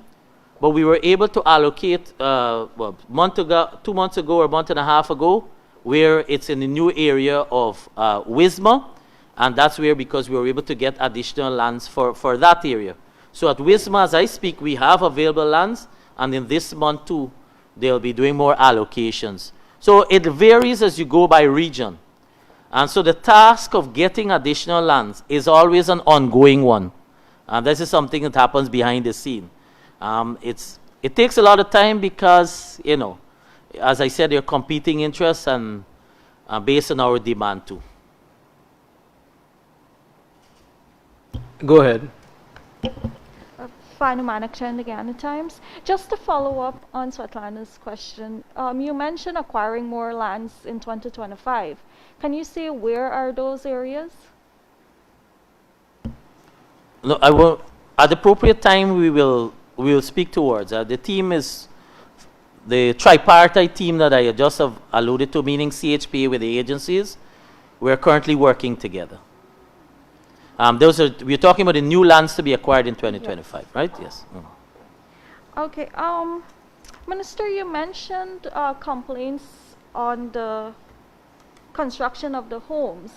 I want to know, regarding the young professional houses, there are some delays in areas like LBI, Little Diamond, and so on. I want to know how is the ministry addressing these, particularly the contractors, and in holding them accountable, is blacklisting an option that you can consider or is considering? Right. So Well, the LBI and the Diamond one, those are young professional houses you had alluded to, right? LBI, so far, we've only done young professional houses. In terms of engagement with contractors, we have done this. At ministerial level, we have done this. In fact, we've gone through it, I think sometime late December, would have brought in all the contractors and one-on-one engaging to address. And as I said, some of those complaints are legitimate. And so where we require termination, where can be terminated, we have been doing those. Where, because of how far they have gone in terms for completion and the process in terms of how the money is released from the bank, etc., we have been working with the contractors. There's a variable that sometimes we don't speak often about. The cost for those houses that are being built, and I want to challenge, I've been throwing out this challenge. For example, the young professional houses, now, right now, the new ones, they are being built to $24 million. It therefore tells you, if you take that same design and you try building for yourself, it will pose a challenge to you. And so it therefore tells you that it's being done by the contractors, not for a great profit margin. And that's why sometimes we struggle with contractors, because from a government level, we want to keep the cost of the houses at minimum. And in order to achieve that, obviously, the profit margin will not be like someone who's working for a private individual or for a private sector. But we go through a tender process, and that's what they've committed. So they have to, having said what I just said, they have to commit to build to that. And so where we have had to terminate, yes, we have terminated. In fact, I've seen on my desk a number of termination letters over the last couple of weeks for some contractors, and they have one-on-one engaged the beneficiaries to ensure that we can have, they're aware and that the completion can be done by another contractor. The model for clarity though, for the houses for the young professional, that one, the beneficiaries are known in early, because the payment plan, that person has to be doing, more than likely they'll be taking a loan, so it will be done through the bank and released in tranches. The houses that are done from the low, moderate, middle, the 3-bedroom, the 2-bedroom houses, those are done through Central Housing Fund. And then upon completion or handing over, the beneficiary, when they get their approval for the mortgage, or if they're paying cash, if it's a bank, the bank then pays for the house when they occupy. So the young professional model is slightly different from the other type of houses. If I can just follow up, can you say how many contractors or contracts have been terminated? On average. I'm being advised that at least about 15 contractors we have terminated. Can you say from which areas? Very LBI and the East Bank too. Because East Bank would not be Little Diamond alone, as you alluded to. You had Prospect, Perseverance, and so forth, right?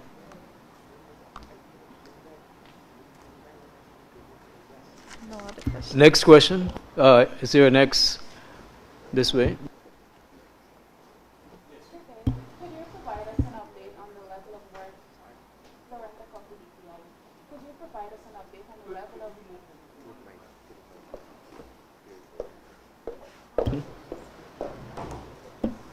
Good morning. Loretta Coffee DPI. Could you provide us an update on the level of works completed at these housing developments, Silica City, Palmyra, 5 Miles, and Yarra Cabra?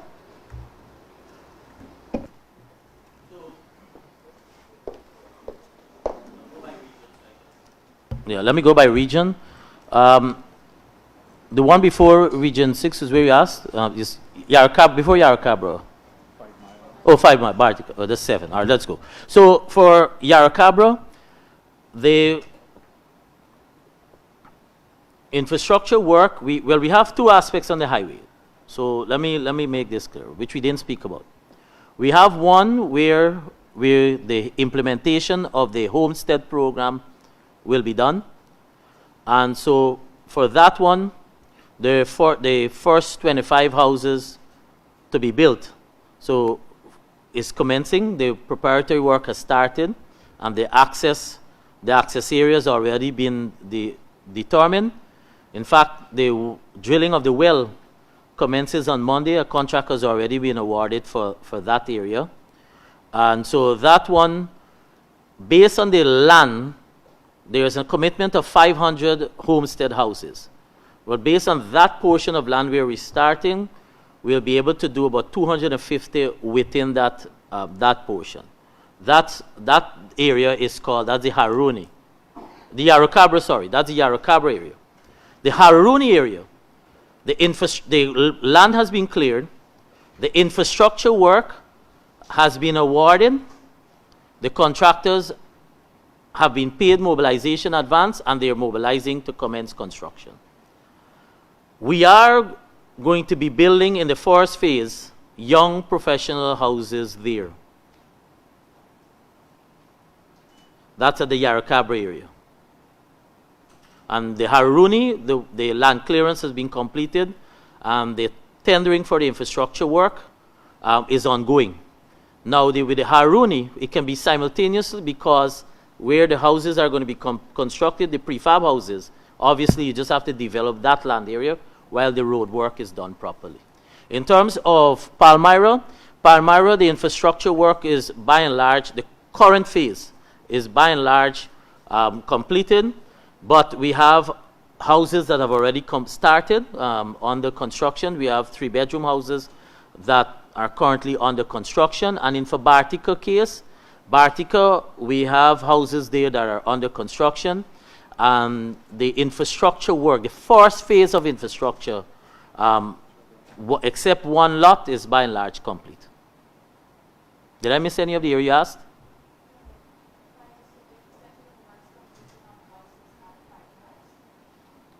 Okay, sure. I'll give you that. If we can come to another question by time. Can we have the next question, please? Yes, go ahead. Minister, you said 10,791 house lots were allocated in 2024. Could you say what percentage of those agreements of sale have been signed for? And yeah.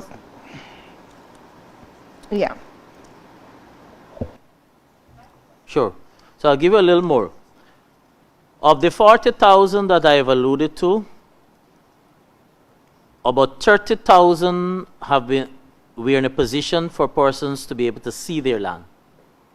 And that is because, as I said, of the aggressive infrastructure. If I had answered this earlier in 2024, then we would have been struggling. But about 30,000 of that 40,000 can see their land. In terms of processing of ownership, on the 2024 allocations, few of those, maybe about 2,000 of those would have been processed for ownership. The process for ownership would have been those allocated prior. That is ongoing. So, for example, the one that I alluded to for Region 3, which we'll be doing in January, Metamere, Zurich, Stourbville, that area infrastructure, that area was allocated not last year, meaning 2023. And so the persons are now able to access. However, the east coast of Demerara lands, we're finalizing some of the ownership. And that's where most of the allocations were done, because we recognize, I said, for Region 4, that's where we've done the allocations. So we're finalizing ownership, and we want to be able to, before the end of this quarter, to be able to be in a position to sign those off. But as they're completed, we're signing them. Just two questions remain, that's it. You spoke about fraudulent activities, and we know in the past there is the issue of corruption, if I could say that. Persons within the ministry who probably do not have the authority to make arrangements for the allocations of lots have been collecting monies or soliciting money, in a sense bribes, to facilitate allocations. Could you say how many reports of such allegations were received for 2024, And if there were any, say, sanctions, suspensions, terminations, to what amount? And could you tell us about the the implementation and the effective utilization of the planning and development single window system? I know this has to do somewhat in collaboration with, say, for example, City Hall. Have you been able to collaborate effectively to ensure it's utilized?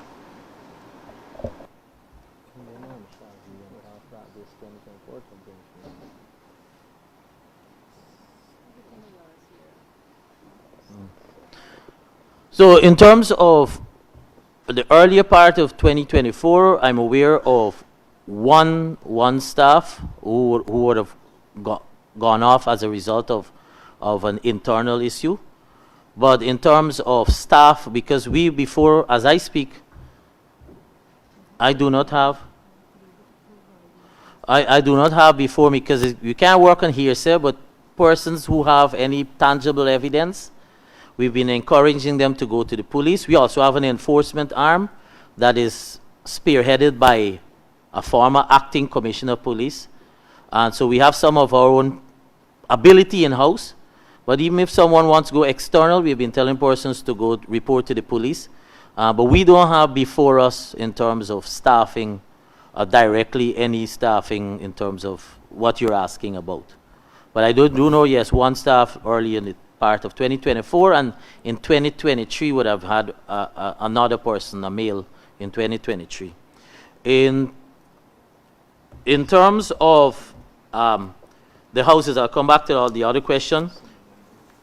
In terms of the houses, let me just give you a little breakdown, because as I said, I have it, but I wasn't sure on the availability of time. So low income. So for example, low income houses.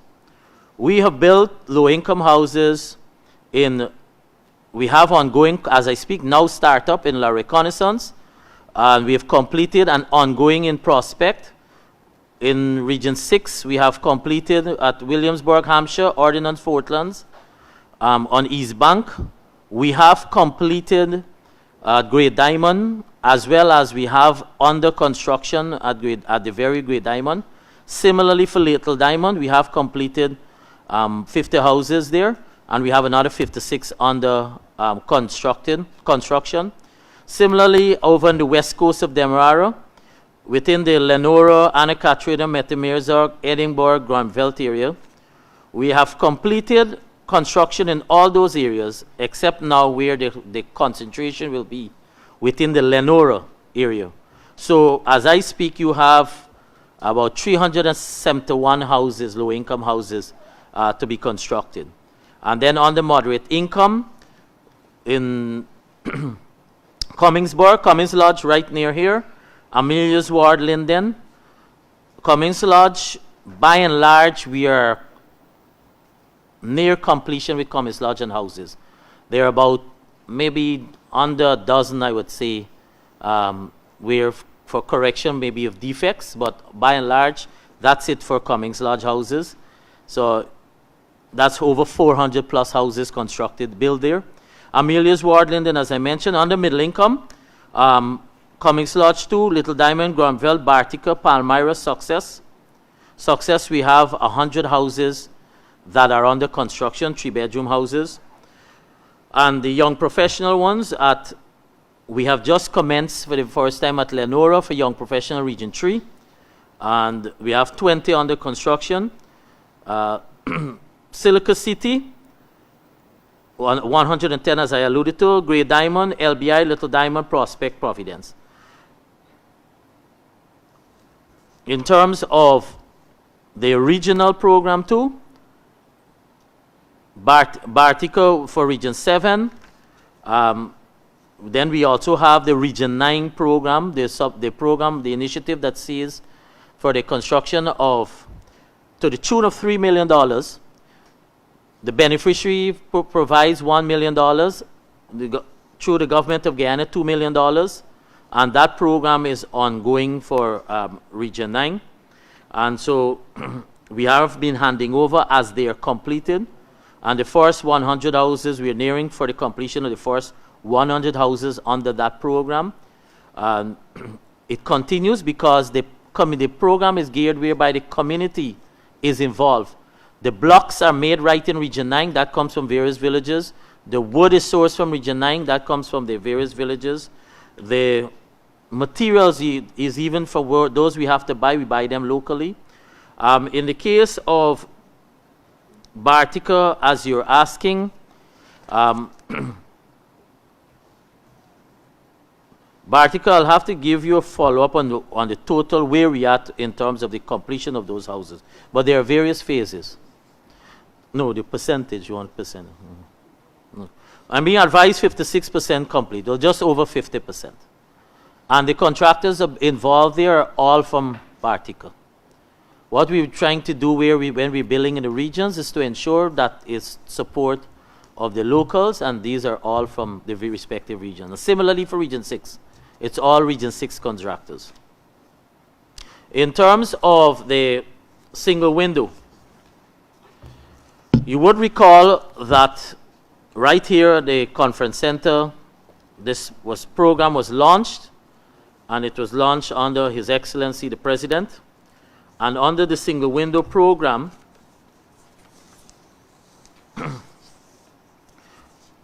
this program is one that I would say is transformational. Why? It takes away, obviously, the archaic system of one going through the hassle in terms of local authorities. You can be anywhere and filing that. In fact, I know somebody overseas who has been following up over the last 2 weeks on their approval. But you can be anywhere in the world and you can have your approval be done. Now, where are we with the single window? To date, we have registered, we have over 346 active applicants who have registered on the single window system. Of this 346, about 132 of them have not made their payment. So obviously the application process could not move. Now, let me remind you on this. What the single windows does, the electronic single window does, is to have one location through the central housing that you file your application, you pay your processing fees there, and that fees is not just going to central housing, that is going the respective fees that are charged by the local authorities and the respective agencies. You're paying that at CHPA, and the CHPA reimburses that. So that's not going to the coffers of CHPA. But you will not have to go to various agencies to pay to process. So whether you involve the fire board, whether you involve the health authority, whether you involve EPA, it's just one location. Another bit of statistic I will want to give you. To date, in terms of approval, at the board level, through the electronic single window, we have approved over 13 applications through the electronic single window, meaning from here. You also have some that have been filed at the local authority in terms for their residential lots. But here at the electronic single window unit at the ministry. So to date, what is the overall we've received? In 2024, we received 872, and we processed 892. You may ask, how come we processed more than we received? Because you realize you'll have flow over from 2023. That is what we accomplished in 2024. Of that, 14 relates directly to major investments in the oil and gas sector.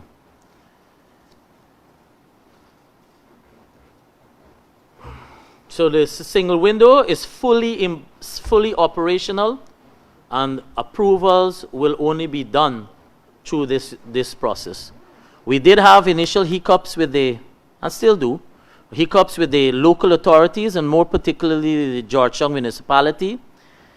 Behind the scenes, we have had, through the planning department, they have had a number of engagement, and so now they have identified their rep, and I think it's moving now, or should be moving, but we did not have the support of the municipality. In fact, when persons were turning up and having to have their plans, etc., they were being sent to CHPA.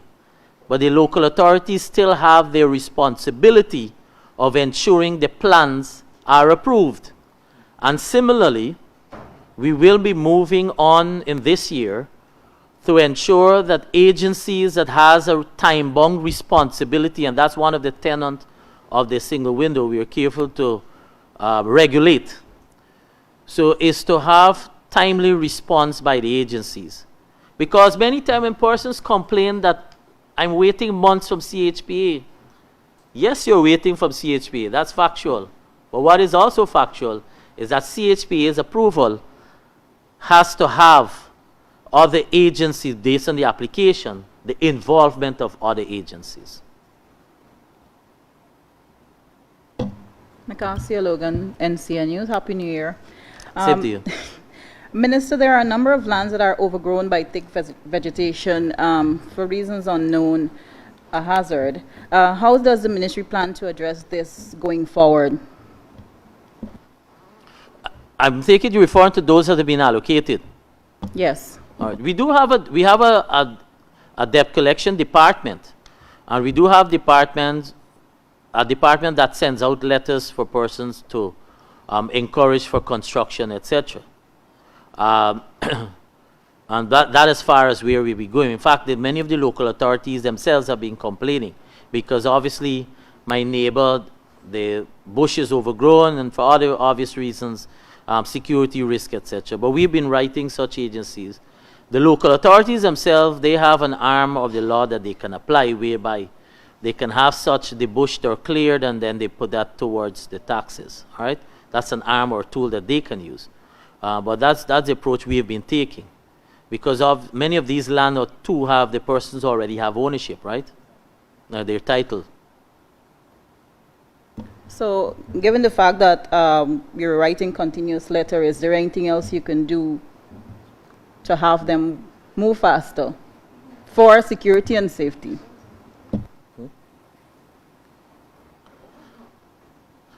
At this point, it's a challenging one because, as I said, they have ownership for their land. So, and this government, and we have not repossessed any land, and we don't intend to do that. We are about giving.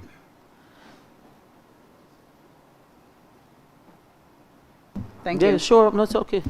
Go ahead. Minister, in 2024, we heard allegations from the opposition that the area in Maka Arcadia, where those residents were removed to facilitate the road expansion project, that now that the road has been completed, it indicates that the residents were not directly in the path of the road, and second allegation is that sections of of that particular area has now been given in a sense or allocated for commercial purposes. Could you respond to those two allegations?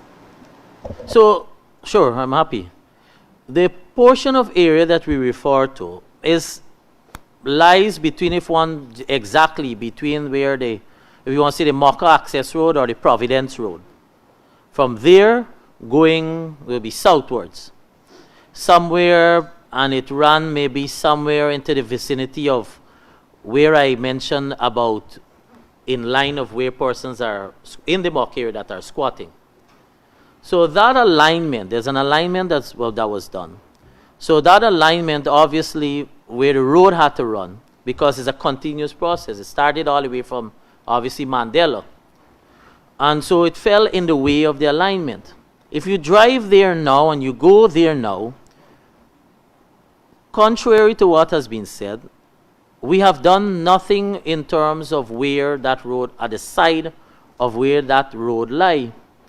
Now, when you're doing 4-lane or even public roadways, there also has to have a cushion in terms of reserve.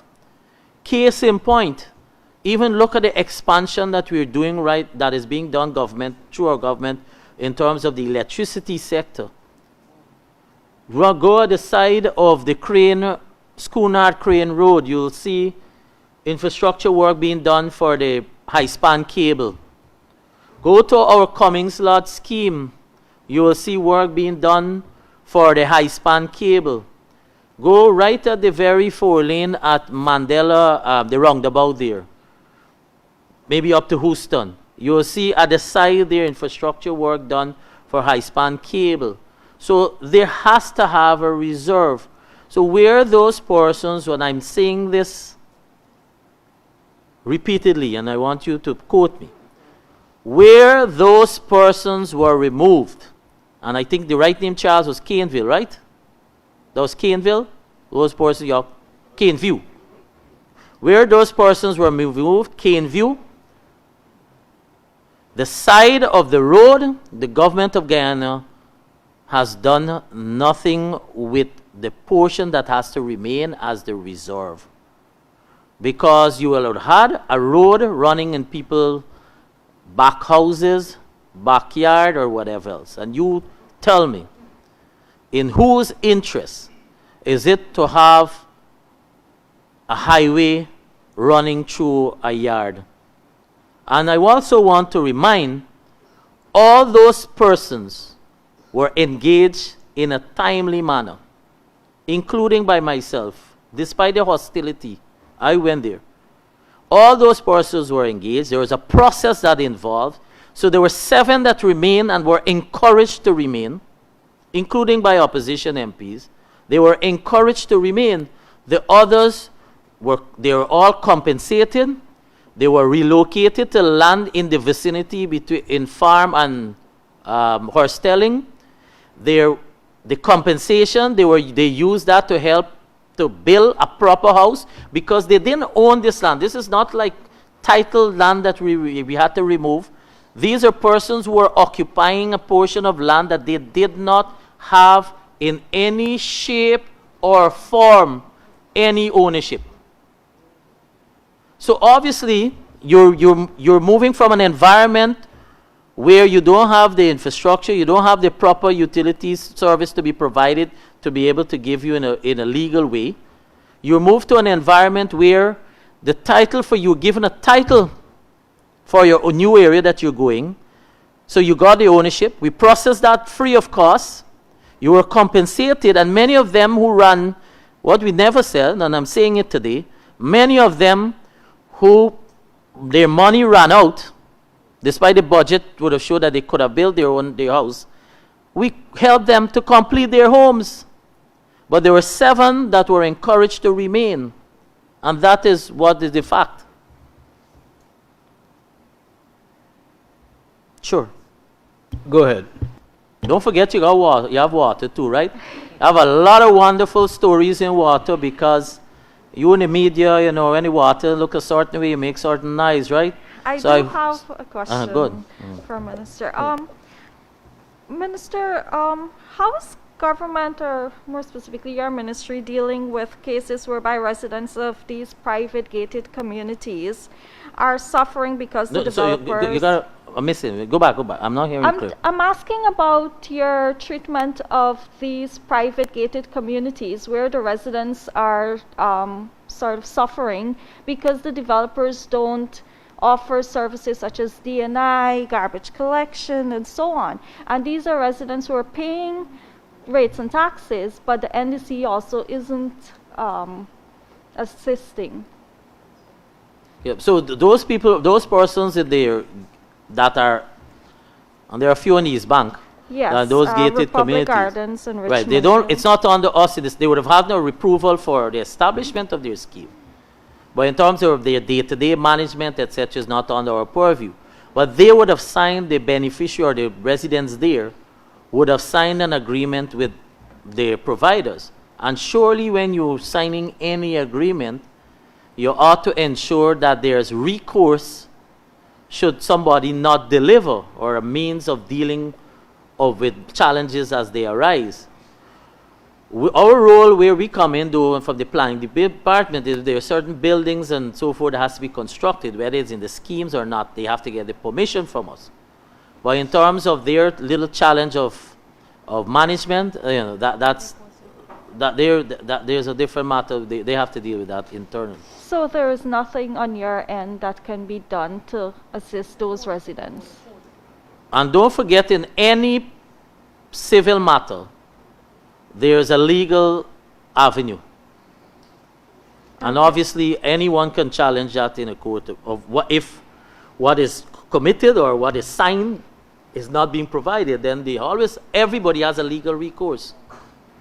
Okay. Even if us at housing, you feel that we're not doing for- something as we should.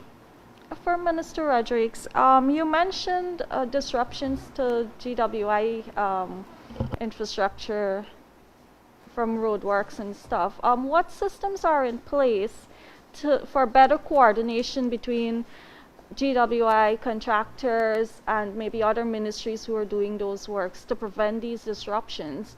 And also from the other end, when GWI is doing work, not to disrupt or destroy current infrastructures. So thank you for your question. Now we have a task force or a committee that meets from GWI and CHPA and the Ministry of Public Works.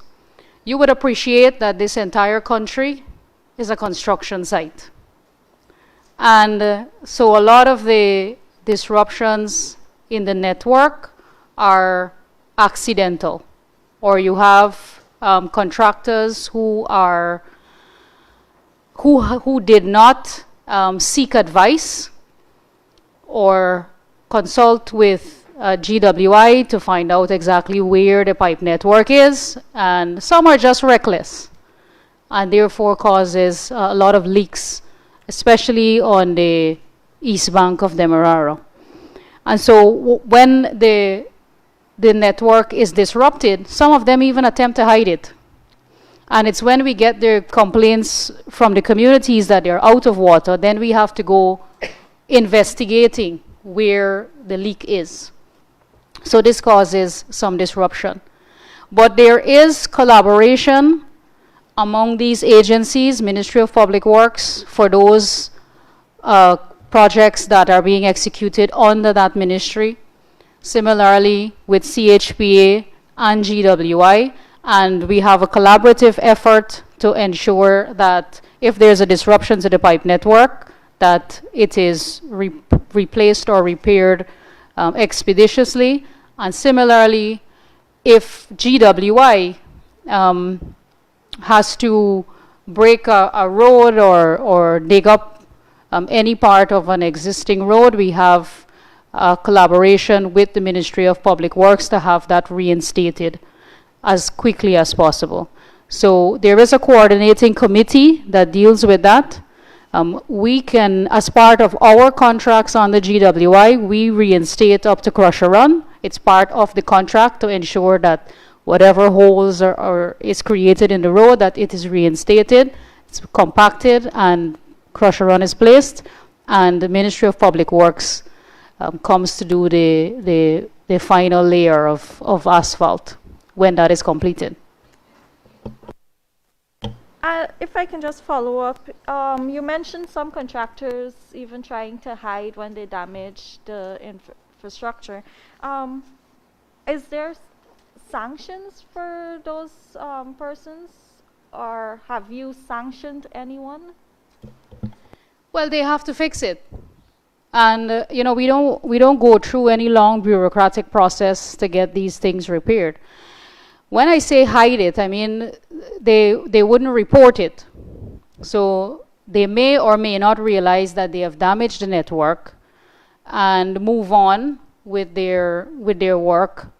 And subsequently we discover that there is a leak there or there was a disruption.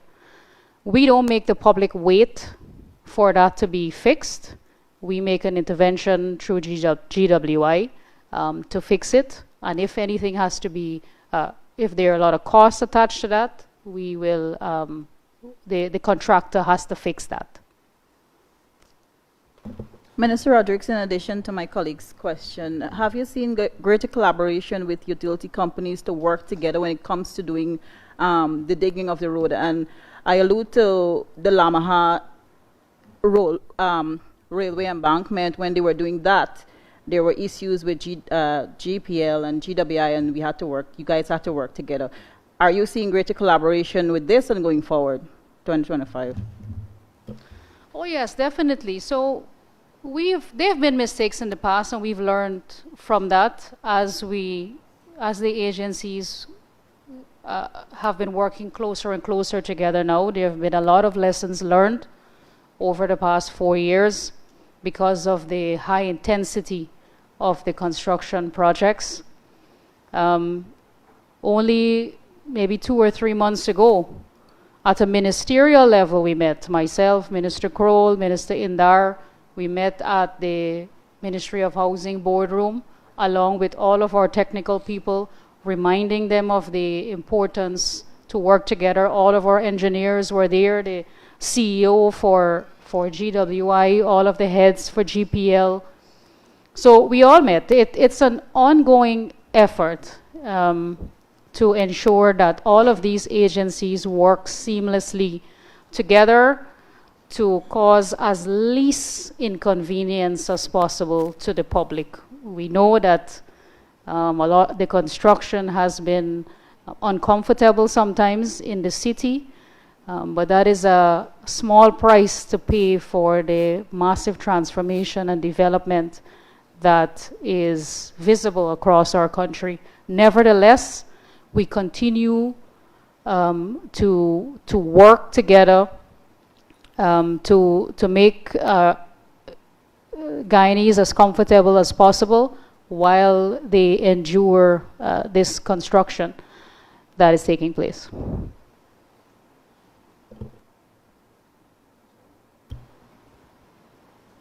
Any other questions? All right, so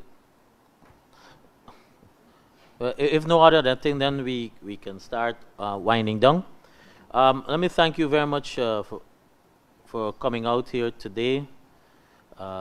It's always a pleasure. We're happy to let the nation know what we are doing. And as you've listened from both presentations, you realize we have a plan, we have a program, so it therefore means that we're doing things in a structured way. And we're also not unmindful of criticisms or feedback, because that is what helps in terms of improvement, and that also helps in productivity. And so on my own behalf, I want to really thank our staff who have stayed the course. They've felt the brunt of the population sometimes, an impatient person who's walking through that gate or through the door. But I want to thank the staff who have worked beyond both GWI and for Central Housing. I want to close quickly though because I don't think it might have came over with clarity. The aspect on the national housing policy, where we at in summary is that the TOR, the terms of reference for the consultancy who will be working on this strategy. So we're finalizing that, and that draft has already been prepared. So within another week, we will have that approval and obviously move onwards to the full work on the policy itself. All right? So thank you very much, and it's a pleasure, and have a blessed 2025 year ahead. I don't know if Minister Rodriguez wants to close with anything. Yeah, just to reiterate, we want to thank the media for coming today. Thank you for your support over the last 4 years. We look forward to your continued support as we go forward. And it is a duty on all of us to educate and update the public on the transformation of our country and the trajectory and vision for this country and our people as we go forward into the future. This People's Progressive Party civic government does not govern for today. We govern for the future, and that is why you hear us talking about plans for beyond 2025. We talk about 2030, because we have to do long-term sustainable planning for the development of our country and the improvement in the quality of life for our people. And you see that already happening in our sector as we make plans for 2025 and beyond to 2030. So we look forward to your continued support, and stay tuned, all of Guyana, for the continued progress that you will see under the Ministry of Housing and Water. Thank you very much. Thank you very much. This brings the presentation, the end of year presentation, to the close. Thank you all very much. And as was previously indicated, Happy New Year to everyone. Thank you.